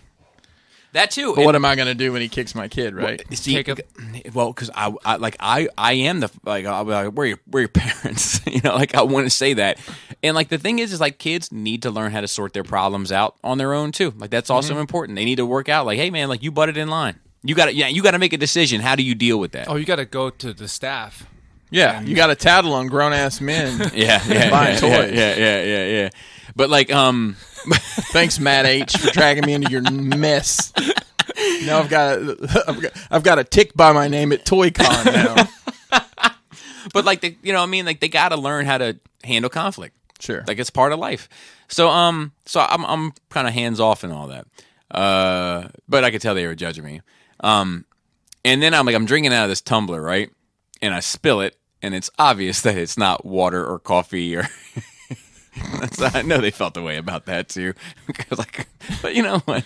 Was anybody else drinking? Oh no! Really? Yeah, you would assume. Yeah, they were like cooking out, and like it was like I don't know. How many people were there? How many families? Yeah, I have no idea how to gauge the size of. Yeah, maybe like 8 to 10 families. Yeah, like 8 to 10 sets of adults. 8 to 10 sets of adults with a couple of families had kids. I think 3 or 4 families had kids. Did you guys in your youth ever go to anything like that with your parents, like the corporate, company picnic kind of thing? Oh yeah, well, or but mine was a little different because my dad did for a living. But I told you that's what he made me touch that dude's belly button. Put your finger there. I have two distinct memories from going to those things. They're going to cancel my dad now. I don't know. I don't know if it's the company my dad retired from or is the one before, but I remember one of them they had a sandbox and they had buried all of this change in it, and the kids got to dig for the change. Which, strangely enough, I have over the Alabama years, shit. Yeah. It wasn't in Alabama. I think it was in Tennessee. But either way, Tracks. I often have dreams about just a change being everywhere in the ground. And that's the only thing I can tie it back to that. And the other thing is they had some sort of like relay race something for the kids, and you won prizes. And I won a fucking Rainbow Bright doll. Oh. But I remember I distinctly remember taking it out to Kmart and getting, I think He-Man's horse, is it Stridor? Does that sound right? Oh, the gold with silver, like the armor horse? Yeah. I just have a distinct memory of that. It's very strange. I talked to a person that I know that is a female retired firefighter. Okay.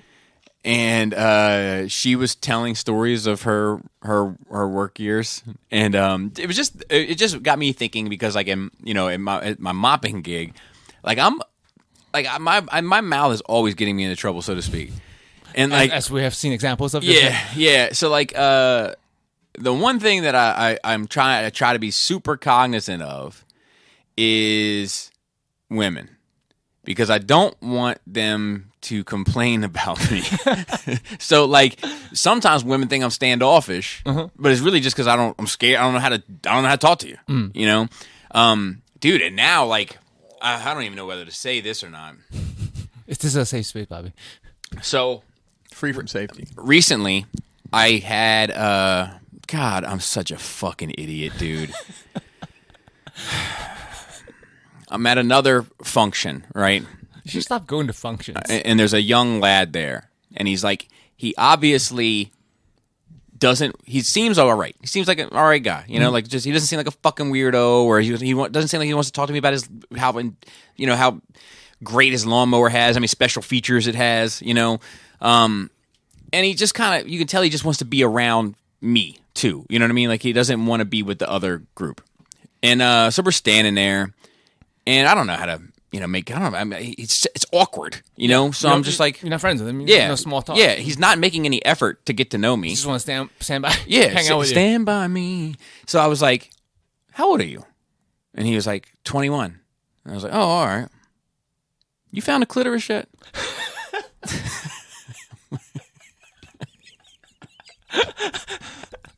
What is wrong with you? I mean, I don't know. I don't. You had never met this person prior to this? Never. it's not particularly anything too wrong with that. It's funny. So he had this awkward ass chuckle, right? He went. So I was like, man, something's off with that laugh. So I let it go, right? I was like, fuck, I've probably just offended this guy. Let it go.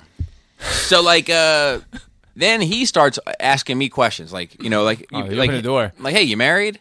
And I was like, yeah. I was like, happily married, like when this whole bag. And I was like, what about you? And he's like, no. And I was like, girlfriend? And he was like, no. And I was like, boyfriend? And he was like, no. And then he was like, fiance. And then I was like, oh, wait, did I say girlfriend? Then I said boyfriend? Yeah. Okay. And he said no. And then I said, hey, you gotta ask. You know what I mean? I don't mean, because it's a weird little dance to date. You know what I mean? Because if you don't ask, you could offend a gay person. Mm-hmm. If you do ask, you could offend a straight person. Yeah, so I just don't know how to do the dance anymore. The question is, are you seeing anybody? Is there a special person? It's so much better. Is there a special person in your life? you need a social coach. You need someone to run things by. There's a commercials for maybe an insurance company, but it's these don't turn into your parents, and or like was I hashtagging, and I'm like I somebody needs to be pound Bobby's, sign. It's not the pound sign anymore. Yeah. Somebody needs to be Bobby's social coach. So he was like fiance, and I was like, oh, congratulations. What's I was like, is it a good girl? And he was like, it's a good guy. And I was like, oh. And my first thought, you still hadn't found it, right? My first thought was, well, I said fucking boy. You know what I mean? Why did you act that crazy when I said boyfriend? I was trying to throw you a fucking bone, so to speak. Oh God! But instead, so I wanted to come out with something. That was my first instinct, and my mind inside said, no, it's aggressive and confrontational. So I went to Plan B, and I said, oh, no wonder I ain't fucking found it then.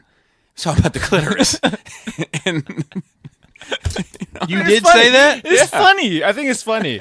I don't think that's something. Did he laugh? He laughed a little bit. Okay. But back to the... Somebody like it, Bobby. Yeah. God bless it. This ain't got to be you. Yeah.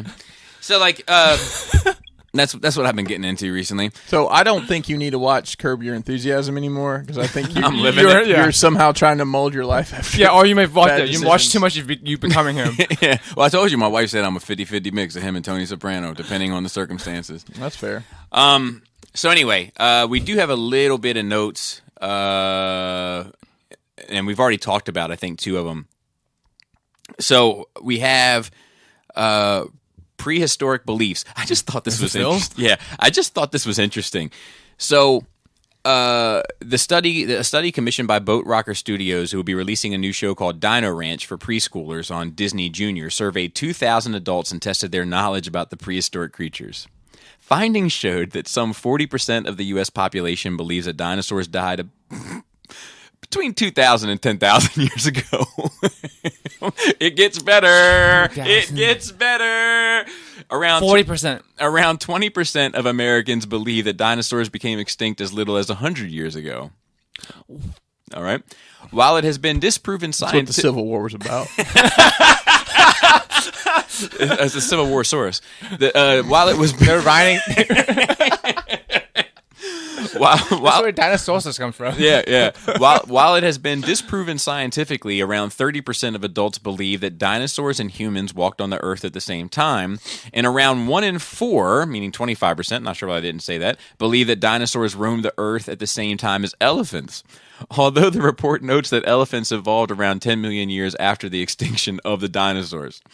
Some 54% of respondents claim that dinosaurs only lived in Africa and North America. 53% were unable to name the 3-horned Triceratops, also made famous in the Land Before Time. Oh, a little over a third could name the Brontosaurus made famous in a children's movie, A Land Before Time. However, 53% were unable to name the three-horned Triceratops. Can you? They didn't watch Power Rangers, bro? Littlefoot? Yeah. Yeah. So Is Littlefoot, wasn't it? Littlefoot was the long neck, the Yeah, the baby brontosaurus. long- yeah. But who was the Triceratops? I don't know. I don't know that I've ever seen any of those movies. Sarah. That's weird. I can That's go weird. further. The pterodactyl was. Pterodactyl. Yeah, it's true. Was Terry, right?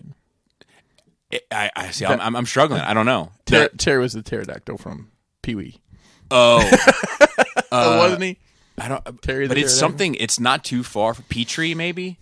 Petrie, I think They And made then- like 8 of those movies. yeah, and then Yeah, I didn't realize they keep making them. the duckbill dinosaur. That was Phil, you can correct him next time you're here.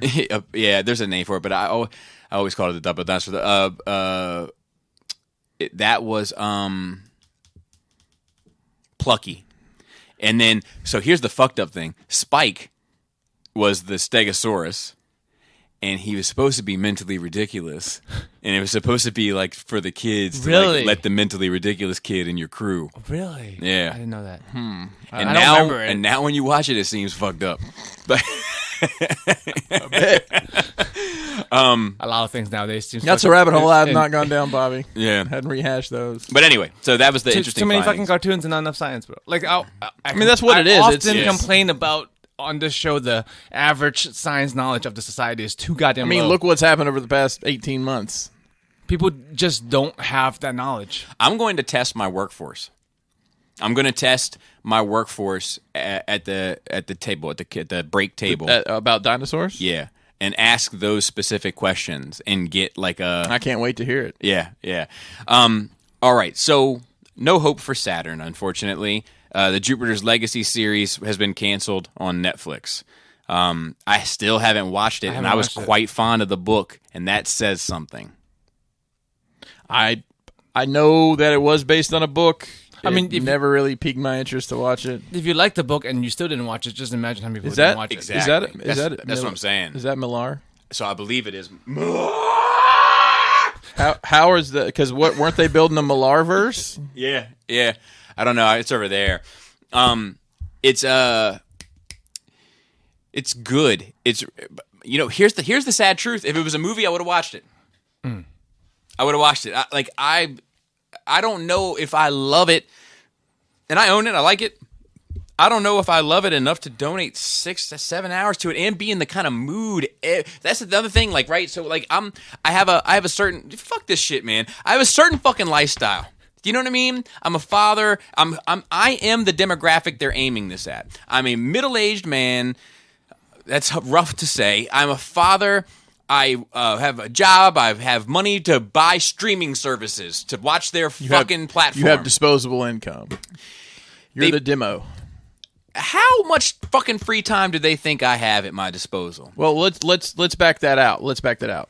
You don't do this. Yeah, You don't do the Patreon. Correct. You don't do reviews. correct. You got a lot of fucking time on your Not if hands. I'm working a 9 to 5. Yeah, that's true. If I'm working a 9 to 5 and I'm coming home around 6 and I'm having dinner and then you got to get the kids bathed and in bed, and then you got to be right back up for the 9 to 5 tomorrow. You're talking about an hour, 2 hours max. Every night, yeah. So like, do you like? And this is a grim, dim universe. This Jupiter's, this. It looks pretty heavy It's to me. heavy I don't, shit.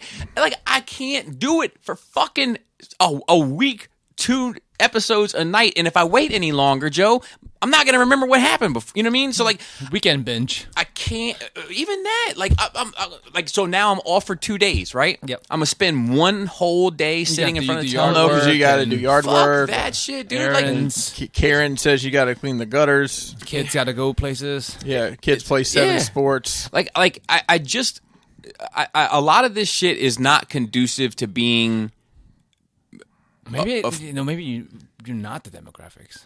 Maybe it's like Well, if you want to get specific, I'm probably not. It's 18 to 35 is normally it's the target people, audience. It's for probably stuff. people without kids who have free time and it's just fucking 18 to 35 got kids. 36 to 54 is the next demo that they go after. But that 18 and 35 is what is the cash money right there. That's their pocket. Nowadays, I don't know, but maybe just because of my friend group, a lot of people aren't having kids. Well, that is true. I mean, So like, you know, they published some study that it's been the lowest reproductive numbers this past decade. Yeah, since like So- the since, 70s or something. I think it was even further back, Yeah. like some old. So people in the 18 to 35 might not have kids and do have the time and are just fucking, you know, living paycheck to paycheck and have time enough to watch Netflix. God bless, man. Like, ugh. I just like it's too. There's. But no, I get you. But that's why I like a lot of these dumb movies. Like I have a couple hours to blow. I just want something in the background that's mildly entertaining that I don't have to think too much about. I can like hang out with my wife and laugh about this. Yeah, I can't. Like just nothing. Because sometimes you're right with in the mood thing. Sometimes like I though I love heavy stuff, emotional stuff, deep stuff. I might not have the mental energy to give it every day. Yeah. You know, if you're doing 2 hours at a clip. Yeah, I feel like I have to like mentally prepare myself. Oh, this is gonna be a sad movie. Or let me gather myself. But if it was a movie, yeah, then you can. then I can do that. I can shoot the 2 hour clip. The next day, Carl Pilkington. You know what I mean? I'm squared up again. Yeah. Like I just like I can't watch that shit. Like I just like and I also at some point there I want to fuck. You know, like there's like. It's just hard to fucking like I don't know. I get frustrated with I think series, and I think that's why I also another reason why I end up liking the what they call it appointment television is just because I don't feel overwhelmed by it, and I know I could plot out but for some reason I don't know if it's a mental thing or what. It's like no you go oh, it's like yo you got all the time in the world then just let it go. You know it's like. I don't know. I fucking hate television, man. The only thing Netflix have they have the thing option now, like play something at random. You don't have to think about it. I think there's probably a feature because they hear about people having a hard time picking stuff so much. Yeah, Netflix has it. Just play something. Yeah, just play something, and I think that's a pretty good idea. It's like I've never clicked it. It's like the random. I don't like The Mandalorian on YouTube. I don't like WandaVision. I don't like Bad Batch. I think Bobby's just a hater. I just don't think I'm a television guy. I think it like Yeah. I'm just But keep you've it liked television before. There's many shows that you love. correct. I feel like there Or are are you past that now in your life? well, so I think that there are many shows that I love. However, if you put me next to somebody of equal kind of age and general interest, I probably don't love a whole lot of shows. Do you know what I'm saying? Like, but like I think for like maybe for like normies I do, but like for like another like person that's like into pop culture shit that's around 40 years old to like stand next to me and be like, look, I love and like name them. You know what I mean? For the most part, and people are like, "Oh my god, what about this and this?" I'm like, "Dude, I ain't even heard of that shit." Yeah. I'm that boat. I don't. Well, and part of that is you don't have like broadcast TV that you ever watch because there's. Yeah. I mean, I watch a ton of shit. I don't ever mention on here because I know it's. Yeah, we don't have like. Yeah, we like don't have network silly, TV. silly sitcoms I watch. All I don't the even time. know how I would have time. I Right. don't know how I would have time to watch all this shit. Like, People watch that during dinner. Dinner. Yeah, I know you guys. dinner. yeah, see, yeah, You don't do that, right? nah, We do. Which is not a no. yeah. I mean, whatever floats your boat. Like, dude, I'm even funny about it. Like, I piss people off sometimes at work when we have like a meal time in a break room and you have the fucking TV on. Like, I'll turn that shit off. like, look, I want to put a fucking basket at my work to put your fucking phone in it when like we eat. Like, Times are different, man. yeah.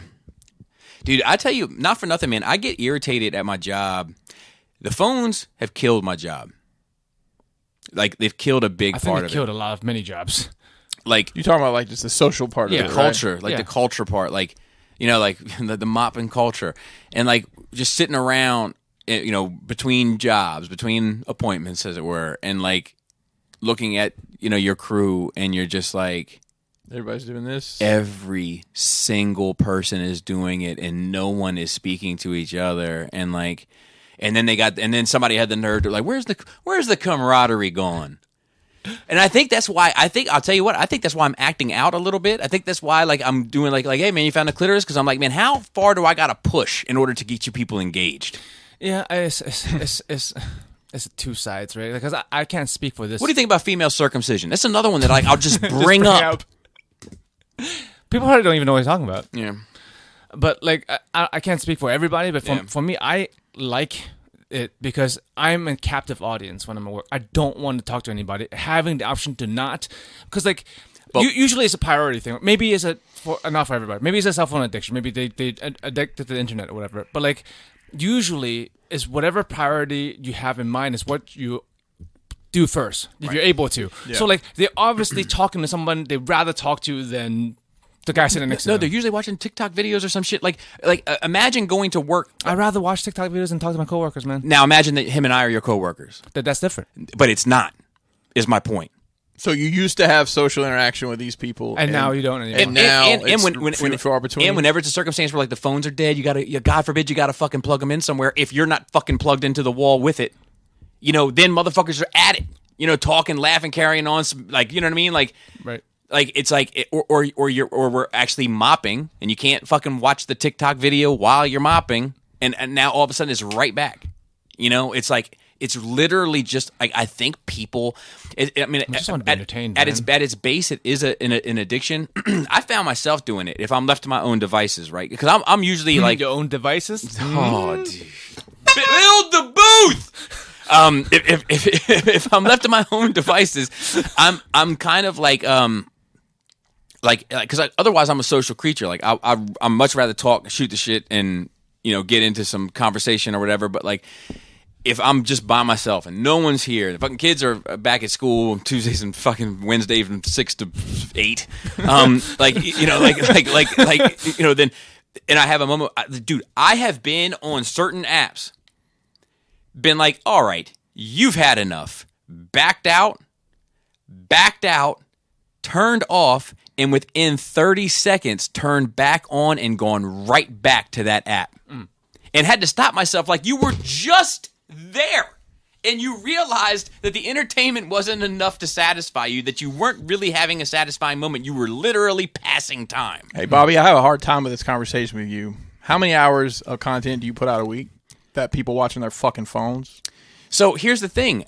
I'm not watching any. I'm not talking about you. I'm not talking about you. But how much? But what I'm saying is that I'm hoping to be. I'm hoping to be putting out content that is of some use. Mm-hmm. Not to say that all content needs to be.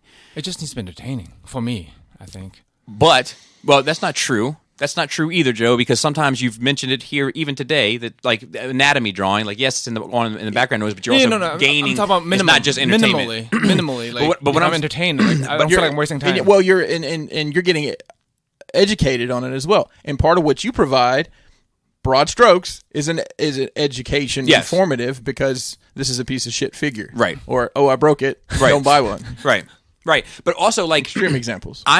My goal with making content is that people want to check it out and watch it or listen to it, right? What I'm scrolling through is not made for that purpose. Scrolling is not the same. It's like Netflix scrolling through, looking for stuff to watch. It's not the same. I'm not even scrolling. I'm going down my fucking feed, like butt cheeks, toys, butt cheeks, toys, tattoos, butt cheeks, toys, music, toys, butt cheeks. You know what I mean? Sweet verse, bruh. And it's a pretty sweet feed. But right. I've curated it. Exactly. That's why it keeps your attention and you want to go back to it. You curated this shit you want to see. But I'm only doing it, I think it's like it's laziness on my part. I'm choosing to just sit there and fucking fumble through this fucking shit, and it's obviously not satisfying me because I keep backing out of it. Yeah, the backing out of it and going back, that's the crazy part. Correct. And if I could just engage in something that was meaningful, that I felt better about doing, both at the time, even if that was to just go upstairs and put on a fucking show or a movie, or really have something that was entertainment that was aimed at me instead of just brainlessly. Sometimes it's like, when you're reading a book and you're like, fuck, I was thinking about why don't they make a corn chip that tastes like a whole taco. Like, you know what I mean? They do. There you go. And I forgot. I don't know what I've been reading for the past. Yeah, just looking at words. That's how it is with my scrolling sometimes. Like, I'm not, like, my brain is elsewhere. Like, I'm just, my thumb is just moving. Yeah. I think that's common. I don't know what it is that people do. I don't do it. I catch myself doing the same thing. Yeah. I think we all do, but so it does piss me off. Degrees, yeah, and it does piss me off at work because like we just, Like, you know, or if even worse, when you're in a discussion and then somebody backs the phone out. You know, and then just says that's crazy, right? And then says that's crazy. Yeah. Yeah. You know, like, you know what else I hate while we're on phone culture and etiquette is when you're talking to somebody and somebody hits you with the watch this. Like, you don't just hit somebody with the watch this. Like, if I'm having a conversation with you, you wait until that conversation is over. And say that's crazy and then show it to them. And then say that's crazy. Hey man, have you seen this? You know, but you just don't I'm having a conversation with you, and then all of a sudden Joe beelines in the middle of our conversation. Like, have you seen this cat do a somersault? Like, I'm like, dude, I don't want to watch that right now. You seen this dude eat a mango? I'm trying to tell this dude how to get to fucking Lowe's. With his GPS. The only thing that really bothers me, I mean, sometimes that bothers me. I like in the actual social setting, not a mandatory function, and then some people on the phone, it could bother me sometimes. Yeah, not as much as you. But what really bothers me is when people are on the phone while having interaction that they shouldn't be, like at the register. Dude, I get so mad, and you can't say anything because I'm a captive audience. So all retail workers are, and the worst thing to me, I'd rather them ignore me, and go through the transaction and walk out the door, keep talking on the phone, than them pausing on the phone, say I'm sorry, I know this is rude, and go back to the conversation, because now you acknowledge that you shouldn't be doing it as rude, but you're not fucking sorry enough to stop. You're going to go right back to your conversation and continue to be rude. That really fucks me up. What's wild to me is people that walk around on FaceTime. Like, in public places. I mean, it's like the chirp, man. Yeah, it is. Yeah. Even people walking around on speakerphone. That's wild, too. Not even just on speaker, just talking loud on their fucking... I don't need... You know what I'm saying? I don't need your conversation, bro. You're where? It's crazy. So one last little note: the Shazam trailer. Did you see it? There's another Shazam. Yeah, it's coming. It's it's not good, but you said you love the first one. Is it all the Shazams this time? Like at the end of the first Shazam, so all they show is like parts of his uniform, and it's like in dark, and then at the end he's like, you'd think there'd be like a light at some point. Like, maybe just one light, like, because obviously his fucking chest lights up. They could have put that in there to, like, you know what I mean? Like, it's self-aware. But, like, two things. One, it's not a rubber suit anymore. Okay. It's all West, as it were. You know what I mean? Like, he roided up? I guess. Good for him. Yeah. Two, I saw pictures of it. Esteban sent them to me. Protect him at all costs. Protect him at all costs. And he sent them to me. Dude, we fucking did his collection. And it's not hateful actually, but it was just like, I was like, man, I don't even know how to approach this shit. Like, it's fucking Esteban. But anyway, it's lovely. That's what you say. Yeah. The yeah. So it has a little bit of Snyder sauce on it. But in the same breath, if he doesn't get the wisdom of Solomon this go round, like, I'm tired of the fucking idiot. I didn't like it in the first. I did like the movie overall, but I hated how fucking dumb he was. He's a kid. Yeah, dude, you got to keep that in mind. He's like what, 12 or something? Not fucking prime. He's not. When he gets those powers, he gets all the powers of all those gods. So he has the strength of Hercules and the whatever, the speed of. I didn't pick that and up. The speed. Oh shit! I forgot. What the fuck is wrong with you? Like, I seriously think there's something wrong with you. What the fuck is wrong with It's you? a long story. Why is there a guy at 1:52? There's a goddamn random gunshot. You know, the last time I was listening to a podcast and there was a gunshot, I was listening to the aforementioned Toy Detox, and I was on a goddamn airplane, and there's a fucking gunshot, and I had a window seat and thought, "Damn, it's time to go to work." I had an aisle seat actually, or the exit aisle. Bro, God damn, it's like in the car. I'm taking a piss break. It's like, and you're fucking driving in the car and you're listening to music and it's like fucking police sirens in the goddamn song. That shit always fucks me up, man. Yeah, for sure. Let me pause it real quick. So, let's take it down a notch. Now we're all ready. So he's supposed to get like the speed of Mercury and the strength of this one, and faster than a bullet. Yeah, and or at least more than mercury poisoning. And then he's supposed to get the wisdom of Solomon. So like I remember having this discussion back then, and Phil and Adam were like yelling at me, like that's how I remember him in the comics. And he may be like that at some point in the comics, but every comic I've ever read him in my mind, I was like, man, I don't ever remember reading him that way. So I went through it and I was like, no, he has the wisdom of Sot. Like that's one of his things. Like that's one of the things he gets. Okay. But it could be that obviously, like, he didn't know how to fly until he learned how to fly. He didn't know how to run fast until he learned how to. That it could be he doesn't know how to not be an idiot until he learns how not to be an idiot. You know what I mean? Like, like it's like tapping into a well or something. So I just saying, like, I kind of need that to happen. I just find it strange of all the things they could do with the DC universe that they're making a second Shazam movie. Well, if they made money, right? Yeah, Usually it's financial decision. No, it is. Yeah, but I mean, like, it does seem strange. We do have, and then we have some questions. Let's see here. Actually, we got one that was just like a kind of a thank you from Sanjay, who wrote last week about the about the what is art. And he just said thank you. He just said thank you for discussing the topic. Even though you told me you would do so, I know you're constantly being pulled. He said, with that said, when I first heard you allude to the original "What is art" discussion, I took a moment to define it for myself. What he came up with was art is an expression of the human condition that appeals to the senses and emotions, which I think is fair. He said after 301, he'll add is an intentional expression. Mm-hmm. Intentional. He said I meant for my interpretation of art to be broad and encompassing.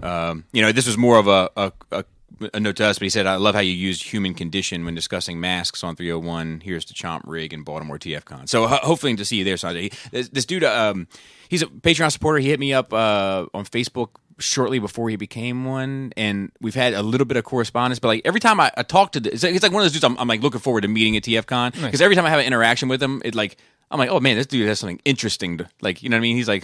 He's a thinker, obviously. Like, I would never sit down and be like, what? How do I'm going to write this down? You know what I mean? You're not going to ask him if you found a clip. Look at what this shit I write down. It's just fucking chicken scratch. I think that's supposed to say origins. It looks like it says... It's upside down from you right now, isn't it? Organs, maybe. Yeah, it is upside down, but I know my own. I write in hieroglyphics. I write upside down. Yeah. That's how my brain works. Looks like it, anyway. Here's a question from Sanjay again. He said, Dear NRR, thank you for tackling the what is art question. On a lighter note, 2 other questions. One, he says, keep in mind, I am a new listener and may have missed the answers in the past episodes. One, where does Naruto rank on your anime much watch list, Joe? He said, my buddy and I still reference it daily, but I have not heard you discuss it yet. Because I have a love-hate relationship with that show and that manga. I didn't really watch the show. I read it. I've read it since... Well, for like 10 plus years, since before Shippuden, since before the time skip, and I loved it. I loved a lot of it. It has a lot of heart, a lot of good stories, a lot of good characters. The main 3 characters I don't care for that much. All the side characters are fucking amazing, and their stories are amazing. I think Jaina feels the same way. Up until the very last arc, and there's nothing wrong with the arc of the overall story itself, but what they did with Sasuke, I cannot. I hate it. I fucking hate it. Like if you heard the show for any amount of time, you know I'm a big no redemption kind of guy. At a certain point, you're past redemption and you shouldn't get one. And if you get one, I'm out. And this guy did not deserve one. Shouldn't get one. But I saw it coming, and I was just hoping it did because it's a very popular character, right? Fan favorite. So like, if you are into money, you probably want to turn him into a good guy at the end. Mm-hmm. And they did, which was predictable. And I wrote up the whole show. I'm like, fuck this entire goddamn thing. This one thing fucked up the entire 10 plus years I was following it. I wish I didn't. So Bobby likes to say that he didn't earn it. Did he not earn the redemption? There's no way. There's no fucking way. There's no way. In your mind, he was unredeemable. Exactly. Irredeemable? I'm a fucking idiot. You fixed it. I didn't know. I was gonna say that. One thing I do to Jaina now, because she's reading all the mangas too, is like when we go to Barnes and Noble, she wants to pick out a manga, and she'll be like, hey, "Can I just head over here?" But like, why do you want to head over there? Because you want a manga, don't you want a manga? Does she even know the reference, bro? She knows it only because I've been doing it so much, and she's like, "Why even a stupid song?" Did you show her the Phantom song? No, I haven't showed it to you yet, but I should. Chris, where does Bret Hart rank on your all-time greatest list? Especially the sharpshooter as a finishing move. I also have a soft spot for him since I am a urologist and applaud him for sharing his battle with prostate cancer. Well, I got some questions for you unrelated to the show. You got some prostate questions. Does this bump mean I came in first place? What do you think about the revelations that there's a new treatment that can reduce? I'm just kidding. There actually is something new in prostate cancer. Bret Hart was at the top of wrestling at such an interesting time in the wrestling story that has been told because, famously he went through the screw job in Montreal because he was a little quick backstory. He was leaving to go to WCW. They wanted him to. He was the champion. They wanted him to drop the title before he went because this is when the whole Hulk Hogan NWO thing was firing up over there. And the women's champion from WWE had gone on the air and dropped the WWF at the time women's title in the garbage on TV. And he's like, that's not going to happen. That's not going to happen. So they went back and forth about what was going to be the finish, and it was in Canada. He's Canadian. I don't remember where in Canada. I think it was Montreal. Long story short, his opponent, Shawn Michaels, puts him in the sharpshooter, which is his move, and they immediately ring the bell. Game over. And Vince McMahon admits, I wasn't going to let him leave with my belt. I wasn't going to let him do that. It was bad business. It was bad business all the way across the board. I think that's just put such an odd taste in my mouth. He had some fantastic matches. It's amazing that he asked both of you two very specific questions about what we're into. And both of them you have like these mixed feelings about because of some event questions. It's good stuff. Keep on firing them off. Yeah. Bret was a smaller guy, and he was coming off the steroid era. Everybody was a little bit smaller. But they were 7-foot guys still, and I don't know how tall Bret Hart is. He's not a big man. Super talented. Extremely talented. As far as work rate goes, I'll probably put him in the top 20 of all time of people who can wrestle and are a good hand, as they say. Which a good hand is someone who can make a match look like it's a real fight. Right? And that's the art of wrestling. But, in the whole, he went to WCW, and it fizzled, It did not do what I think. All it did was make Bret Hart rich. It didn't do anything for him as a character. And he ends up suffering a career-ending injury while in WCW. So, he had no money to cover that shit. Yeah, I'm not a fan of Bret Hart because of the way it all kind of ended. But he's got some amazing matches out there. His feud with Stone Cold, when Stone Cold was rising to the top. Mm-hmm. I remember Bret Hart had Stone Cold in the sharpshooter. This is back when they were still bleeding profusely, and Stone Cold is just dripping blood, and he's got him in a sharpshooter where you twist their legs up and then sit down on their back, kind of like a figure four. No, because you don't lay down on a figure four at all. You lay down on figure four. You have to lay down on the mat. You're squatting essentially with them twisted up behind you. And Stone Cold just dripping, and Stone Cold passes out in that. I have some memories of that, some good ladder matches and stuff. It's part of like being able to separate the artist's work versus the artist as a person. That's true. That's true. Ibuka. Howdy, NRR crew. The safety and doorknob game reminded me of a game my dad, a certified black man from one of the villages of Africa, as it were, certified, introduced to us. Rules are simple. It's a 2-person game of strength. You take an orange and cut it up, and you would squirt the juice into each other's eyes. Oh my God. Whoever shows pain first gets beat up by the other dude for 10 seconds, interrupted, and also lost the game.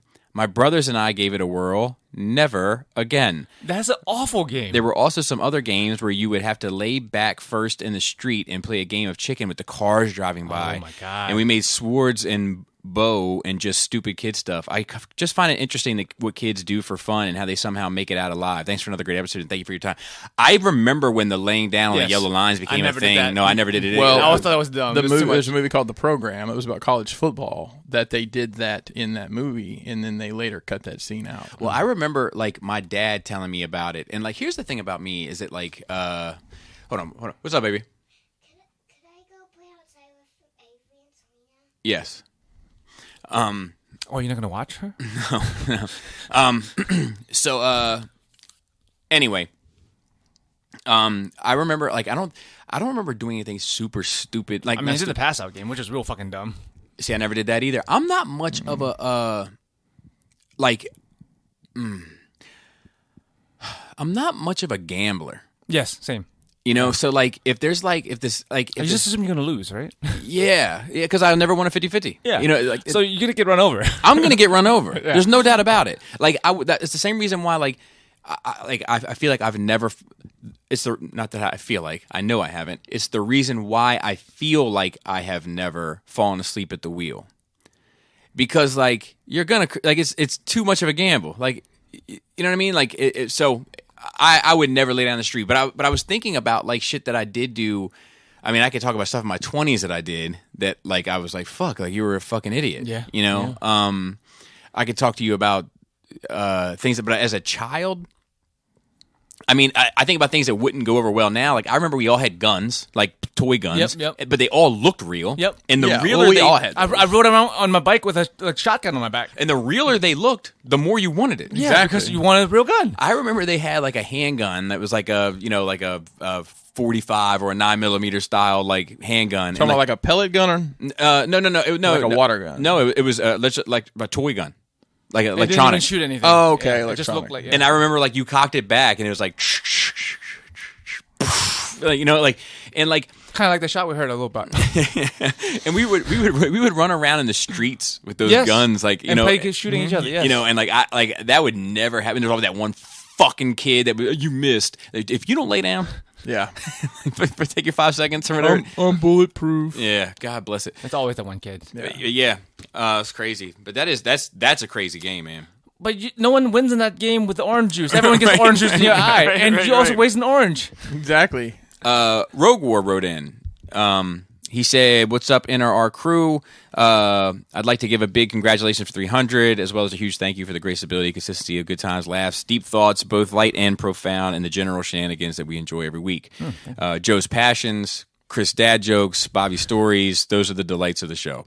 Great idea with the fish tank and the Sharkticons, by the way, Joe. This is more than a podcast. It's a meeting of friends. Even being 3,000-ish miles away, I feel like I'm right there at the table. Holy shit, that's far. Okay, the question. Is there anyone in your past you would like to fight again? Whether it be a rematch, revenge from an ass-kicking from a local bully, or just relive a fight that you lost. For the sake of the question, there would be no lasting injuries, criminal or legal issues to worry about either. He had a situation. I'm not going to put this out there because I don't know if he wants this out there. But he had a situation recently where he bumped into someone that he had an altercation with in the past, and it spurred this. And there's some other stuff that shenanigans to go along with that. He says, "Take care, keep on, keeping on." Well, I used to be bullied a lot when I was younger until I fought back around late 10th grade, early 11th grade. And then from that point, I was good to go. So, like, there were people from before that time when I didn't realize I should or could fight back. Like, because you're young, right? I'm like, I can't fight back because I don't want to get in trouble. Or, That was me growing up. Yeah, like if I hit him, I'm just going to get in trouble. But eventually, one day, I flipped out and I started fighting everybody. And then nobody wanted to fight me after that. But yeah, the people before that time, because there were bullies who definitely could not have beat me up that I just allowed to like pick on me because I didn't know any better. Little fucking twerps. I think of anybody that I had a problem with. There's only one guy, and he's in jail now, so It's all good. I don't want to go fight him. Yeah, he's there. probably pretty seasoned now. I think it's some. I can think a little twist on that. Some professional scenarios I've had where, looking back at it, I've really let people do me wrong. That I wish I could go back and handle some business with them. Yeah, no, that's a good point. Yeah. That's a good question. Look, dude. I mean, look, I say this. I'll probably get punched in the mouth at TFCon, but people don't walk up on me trying to fight very often because of your size. Yeah, because I'm. It's just also in real life, adults don't generally want to fight. Yes, except at TFCon. It's remember like that's where I also think I'm not right in the head because I'm also like kind of up for it. Like I'm up for it too, but I don't want to be up. No, for it. but like I am though. Yeah. Like, remember the scene in Fight Club when like they were talking about when it was starting and they were like everyone gets a homework assignment. This assignment is you have to go fight somebody. Right. And they were like, oh, they didn't realize how hard it was because the normal person doesn't want to fight. does not want to fight. Yeah. Even if you're fucking with them, they'll get away from you. And the guy that you fuck with that does fight you is probably not the person Right. that yeah, you want yeah. fighting you. And you got to worry about all these. The whole fucking world's taking jiu-jitsu classes now. So now, you know what I right. mean? Like I feel like that's just kind of fucked the game up too. It's like the scales aren't balanced anymore. It's not just like who has the most experience and who has the most grit. It's like who's attended the most classes. That's right. Like, Fights have become nerdy. yeah, You exactly. have to ask what color belt you are Yeah. before. I will say that like so I had a fight. My first thought was this situation where I had a fight in Copperstone Apartments, and this dude beat the nylon out of my shirt.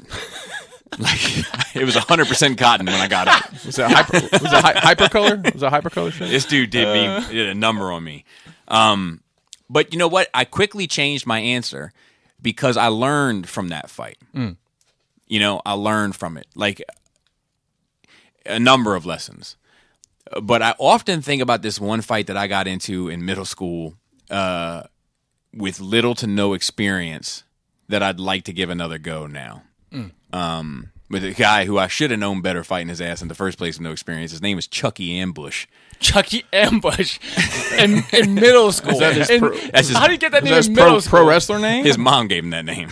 Like, You think that's a high school name, at least. and he didn't beat the brakes off me or anything. Like you know, my nylon cotton blend was still on point, but he got like more licks in, and he gave me a black eye. And so the kind of the visuals on it weren't good. Yeah. But I popped a blood vessel in his eye. So his visuals weren't great either, but he definitely hit me more. But he didn't have the power, and I didn't have the experience and tactical know-how.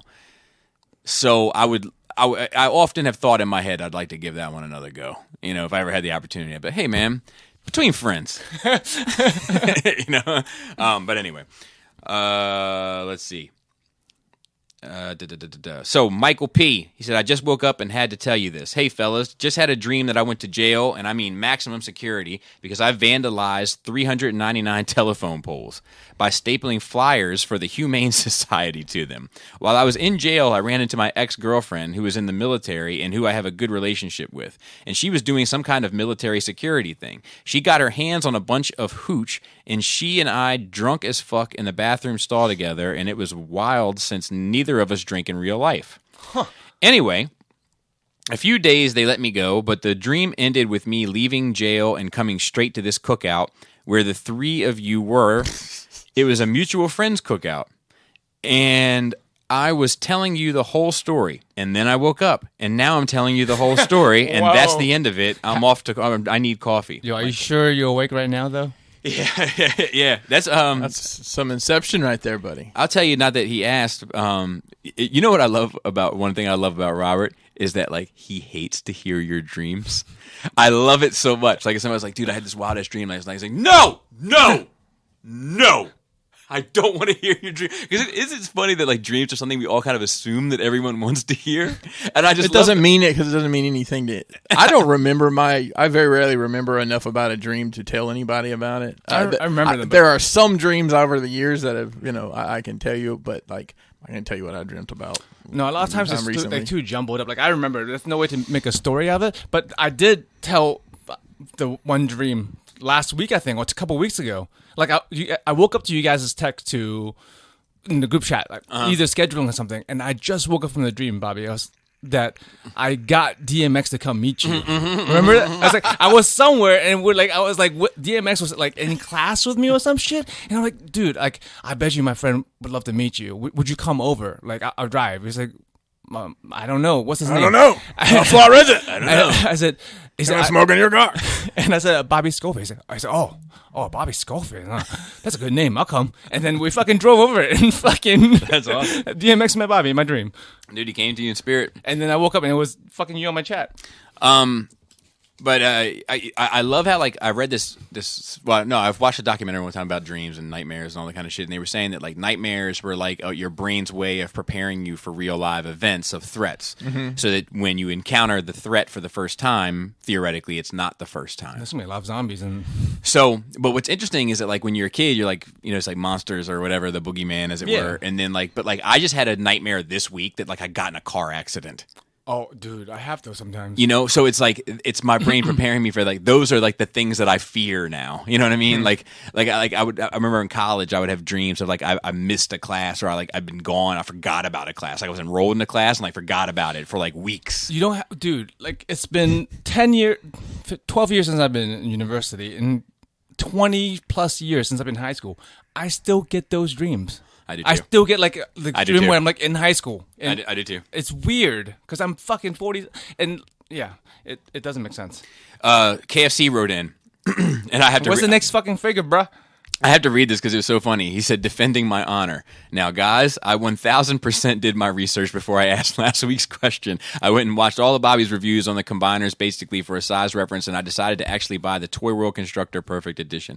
I guess it was a poorly worded question on my end. I was looking for maybe an up-to-date feelings on the subject, since a lot of those videos were a year old and older, and I guess was wondering which ones have... for your combine mode, basically.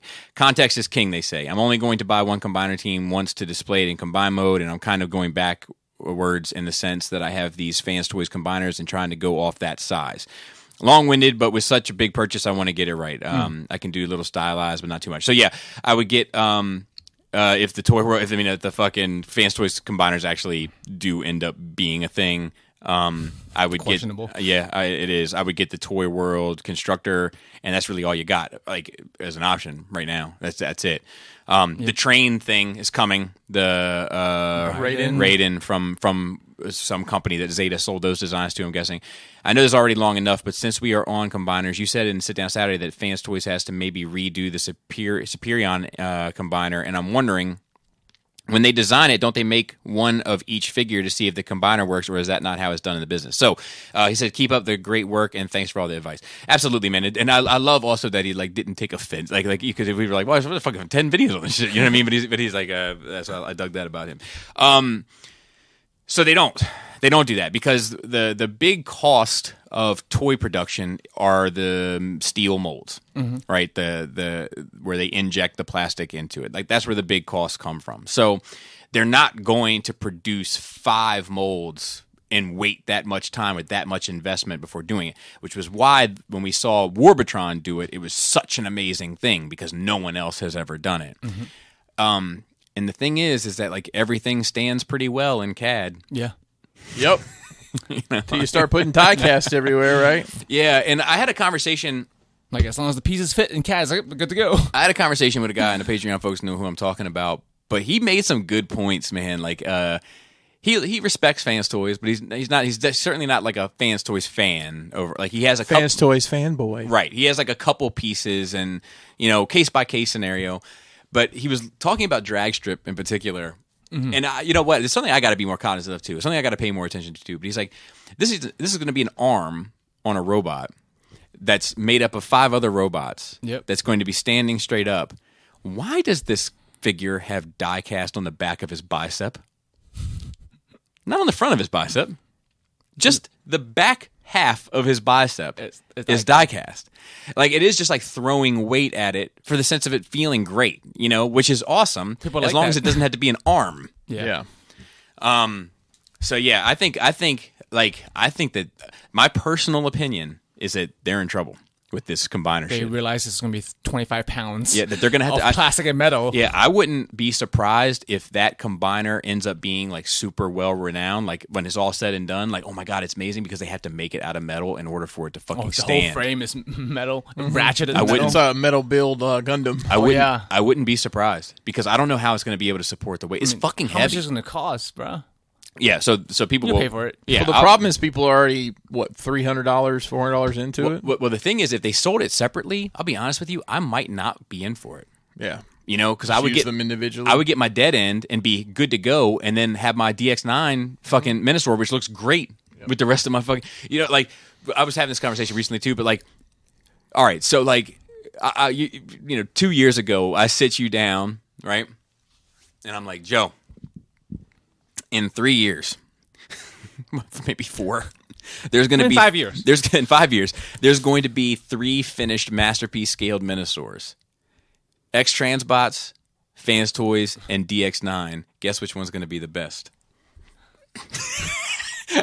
I got news for you. Yeah. No one would make the right call there. You're right. Yeah. No, not at all.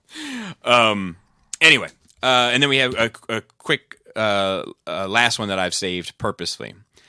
You guys are in for a real treat. Shane G. Hair today, gone tomorrow. Well, gentlemen, it happened. The showdown that needed to happen has finally happened. Shit. So here's the final episode of the Hairbrained saga. Oh boy. So my buddy and his wife show up at my house, separately, of course. He walks in dressed well, like he's already going to court for child support. She walks in dressed up better than I, and apparently he had ever seen before because he almost fell out when he saw her. But along with her are 2 other things. 1, a big envelope. 2, another guy. I'm not a fan of strangers in my house, so I questioned who this guy was. Her answer to me was quick and easy, his replacement. At that moment, I knew this was going to go very well and asked both my wife and kid to leave for a while. And I do ask this guy to please wait in the other room. No offense to him, but it's my house, my rules, and he complies. Yeah. They sit at each end of the dining room table, and like gunfighters in the Wild West, they stare down. The stare down begins. The tension is thick, and it doesn't seem like either want to speak. So I decide to break the ice with a simple question. Did you feel bad for what you did? Obviously directed at him. Now, before he answered, I pre-framed him. Let me remind you that the only dog I have in this fight is that my clippers were the victim here. You bought me a new set, but you never said you were sorry. I think now's a good time to start with some apologies. They both chuckle slightly. I get up and walk out of the room, staying close enough to hear what was really going on. So here's the rest of the story. The guy that showed up with her, just a friend she brought with her just to mess with him. The envelope she brought were the papers. So after all was said and done, she ended up being the one giving him the bigger D in this whole situation. So it ended peacefully. And yes, he did apologize to me. So now for a couple other things. Oh, so that's it. Bobby, you still want some MMC Preds? Hit me up. I got a whole set with boxes included. Promise the price is fair, and you won't need to leave me on red. Yeah, I will. I'll be hitting you up right after I get off this. Joe, have you watched Fire Force? It keeps popping up in conversations from friends. Wanted your thoughts if you have watched it. I know that you have. I do as well. Because you've talked and about you liked it. Yeah, I like it. So it's Fire Force, not a Fire Force for the listeners. Let me give a little anime knowledge. Drop some knowledge. You know. I'm a bit of an anime closet. I'm a weeb, closet weeb. It's like the fucking Spider-Man. I'm something of a scientist myself. It's a group of characters that are firefighters. Yes. But they fight like fire demons and fire monsters, and they wear I don't know, with a fire gear that has places cut out where you can see their underwear if they're female. I've seen some of those. Only one of them. Because She's the She's eye candy. Not very safe. Not very safe for the. Everyone else is fully armored and okay. a 3-inch thick fucking fire jackets and shit, but her underwear showing. So that's about appropriate, right? What do you think of it? You're quite fond of it. It's fucking entertaining. So like they have regular fires and regular firefighters, and then sometimes they have demon fires and these demon firefighters. But like it's not deep enough into the plot for me to say, but it's an interesting world because like the entire world is pretty much burnt up. This is like the only city left, and sometimes people spontaneously combust into these fire demons. And it would kind of be cool if there was like cities all over the place that like you had a bunch of different fire departments that were like had to deal with it. You know what I mean? Like it was kind of like a phenomenon. You know, where it's like, you know, like I remember when I went to I can't get into it. But I remember going somewhere with someone and like in a foreign country and they were like in a profession and they met somebody else in the profession, and regardless of any politics or bullshit between the two countries, they could sit and have a discussion about their profession. Like you kind of had the same thing in that if you were like demon fighters. Well, this is a big city and there are different Departments? sections Okay. and the different departments. They're rivals. Oh, and nice. sometimes fires happen on borders and they fight over who gets because of funding. Yeah. Well, like that's that's So that's interesting. So have you ever seen? So have you ever seen Gangs of New York? Do I look like the cat? Or Well, I never know because sometimes I say because I shit- love Casino, right? Well, yeah, well, you love Casino for one, and Gangs of New York's phenomenal. I saw I it for heard the that. first time That's a couple amazing. years ago. But I remember there's a couple movies that like I ask every now and then, I'm like, you've seen that? You're like, oh yeah. Yeah. You know what I mean? But the, No, I have not seen Gangs of New York. so it's fucking great. But that aside, there are 2 fire departments that arrive to this fire that these 2 gangs have started, and when one fire department showed up first, a guy ran out and put a barrel over a hydrant and sat on it Did you hide it? to hide it. And then when the other department showed up, he took the barrel off so they could connect to it. And But fuck the fire keep burning while we waited. and like my dad used to tell me stories of how like he would be super competitive with other surrounding jurisdictions or whatever. So like it's still, and the reason why they did it in Gangs of New York is because if you put the fire out, you got the insurance money. There you go. Yep. So to answer the question, it's very entertaining. The animation's great. The story is good so far. There's some mysteries and intrigue. I like to see where it goes, but it's hard to say whether it's great or not yet. But if you have the time, free time, and you're into anime, give it a watch. Yeah. Chris, Double or Nothing was one of my favorite PPVS. And pay-per-views. It's funny. I tried to say it like I did that little hand gesture because in my head I knew I didn't know what it meant, but I was like, he'll obviously know. It's fair. Razor blades. Here's a bunch of letters. the even AEW has put. Yep. All right, live crowds really does make wrestling better and more exciting. What was match of the night? Mine is a tie between the Baker and Shida match and the triple threat for the championship between Omega Pac and Orange Cassidy. Those 3 different people, by the way. Thanks for all the hard work, guys. Omega, So- Pac, and Orange. So the main event was phenomenal. So just to show you the rules here, guys, there's a triple threat and the 3-way dance. A 3-way dance is an elimination match. So if we were wrestling a 3-way It's dance, like Royal Rumble. no, No? I thought like you throw everyone out except for the last person. you don't throw anybody in these. So we're having a 3-way. Oh my God! Let's Talk to me. just say so. Bobby Booth. Bobby pins me, and then Bobby and Joe fight, and whoever gets YouTube. So am I waiting for you guys' match No, to be over? the whole thing's All 3? happening. Okay. That's a clusterfuck. That's a 3-way dance, which isn't very common anymore. Triple threat match is, let's say I'm the champion, Joe, you pin Bobby, I lose my title. Oh. It's kind of a fucked up Interesting. situation. So the finish of this match is Pac has Orange Cassidy in a submission hold. Kenny Omega, and there's no disqualifications in these either. Kenny Omega is kicking the shit out of Pac to try to get him to let go, knowing that if he submits, he loses his belt. What do you think he could do to fix this problem? Get involved. He kicks the referee. It's so fucking clever. It's great. That match was great.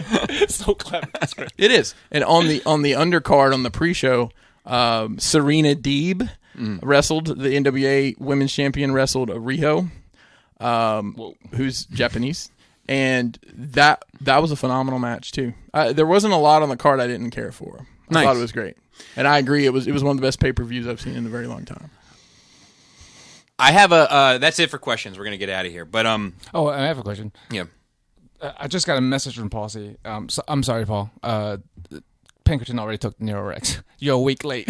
Hey, you know what? Hey, if he wants it, I'll send it to him. Why don't you talk to him? I'll hit me up. You don't Paul. like it? I was going to ask how you You know where it is. In Let this me case, tell you. if you don't like it, you also win. Let me tell you that I went to Joe's house to pick this up. Directly after the show And last week. there's the shipper box, and then all the figures are just loose on top of it.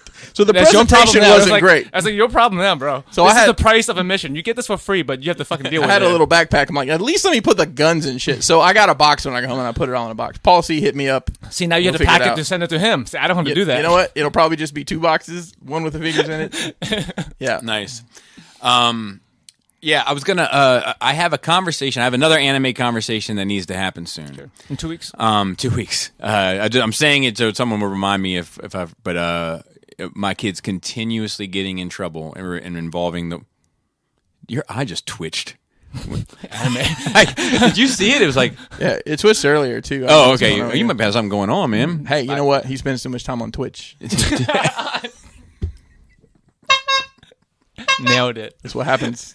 Just don't get in the hot tub. But they're getting themselves into hot water over and over and over again. For what they're watching? Yeah, inappropriate stuff, which is leading them into kind of YouTube rabbit holes that continue to be inappropriate, and like It's hard. Yeah. Anime is hard because sometimes like the whole entire 5-hour thing is fine except for this one Correct. 5-second clip. It's like, Correct. then what? So I got that brewing. And I have another discussion, but I think I'm going to save that for wine and cheese. But it has to do with, and we talked briefly about it on Memorial Day. But let me tell this. Okay, so Jaina has 5 friends, that are school friends. Okay, and they've come up together. They used to be the Fantastic Four. Now they are the Fabulous Five, I believe, is what they call themselves. Right? Okay.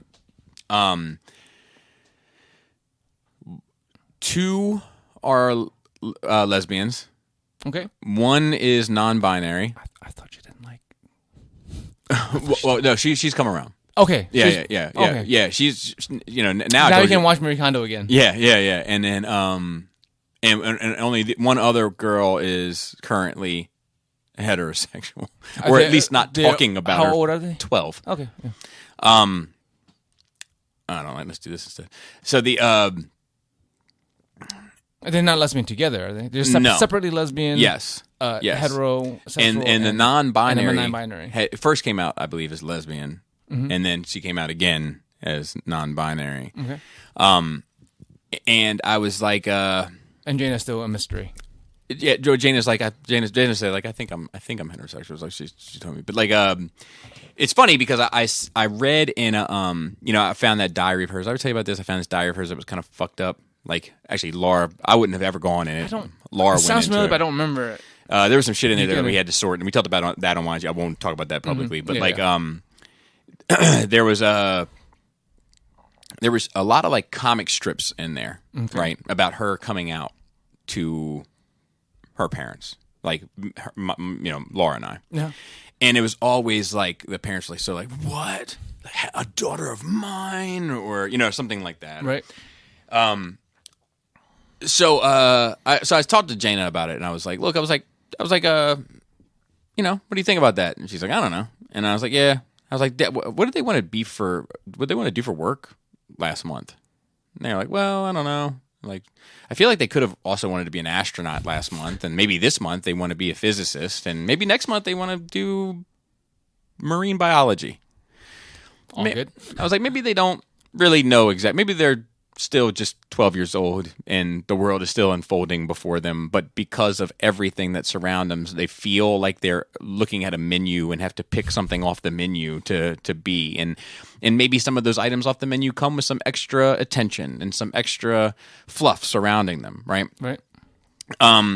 So I said to Jane, but let me make one thing very clear to you. I remember, I'm thinking about the diary now. It's popping in my head. I'm like, if you ever come out to us and expect some sort of grand performance, you are going to be sorely mistaken. Because I don't know what system y'all got worked out for weddings yet, but I can tell you at the very least, her father and me are going half and half. If you're fucking straight, I got to pay for the whole thing. Yeah. So don't expect any sort of fucking theatrics over here. Unless you see me fucking go cha-ching. But anyway. Yeah, it's kids that age are exploring themselves. Like, Yeah, but it's different. It is because It's different. they have more options than we did. And the options more options. are Yeah. this. Look at all these things. This one, your favorite actor here, and your favorite this, that, Or the like, and YouTuber you your follow. favorite YouTuber, and all, like it's I like mean, you definitely knew gay kids when you were 12, right? Because I did. Like, you're like, oh, So- that guy's definitely gay. And then I knew. Well, I will say that there were people that I knew were gay. First of all, they didn't tell me that. I mean, I would say I know that now, but there was probably one guy at our high school that we were like, oh, he's probably, you know what I mean? But nobody made a big deal out of it. No. Really. He just was over there. I mean, I'm talking about the big deal part. I'm talking about like. But I can tell you this: never knew anybody that was non-binary when I was 12. I can tell you that for sure. I mean, You didn't either. That wasn't a thing. Correct. That's what I'm saying. But Yeah. that's what we're saying is that like it's like you have to like It's like the appetizer menu at Chili's, Bobby. It really is. It's like I have to pick something. We're like, that's not how that's supposed to work. No, it's just what You just live, and you realize what your tastes are and what your preferences are, and you align yourself with those tastes and preferences. And sometimes you'll change over time. Correct, especially especially for ladies. Yeah, more often than not. Yeah. So anyway, but I mean, the deal with it is basically, like you said, you just don't make a big. Cause it's not a big deal, and you just don't make a big deal of it. Then people will stop trying to make a big deal of it. I'm like, look, man, yeah. Half.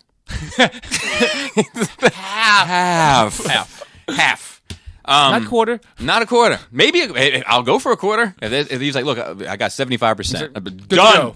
Good to go. Sign right here. I want it notarized, please. That being said, shout out to the rest of the Cool Table. If you listen to this and you make a podcast, as far as I'm concerned, you're on the Cool Table as well.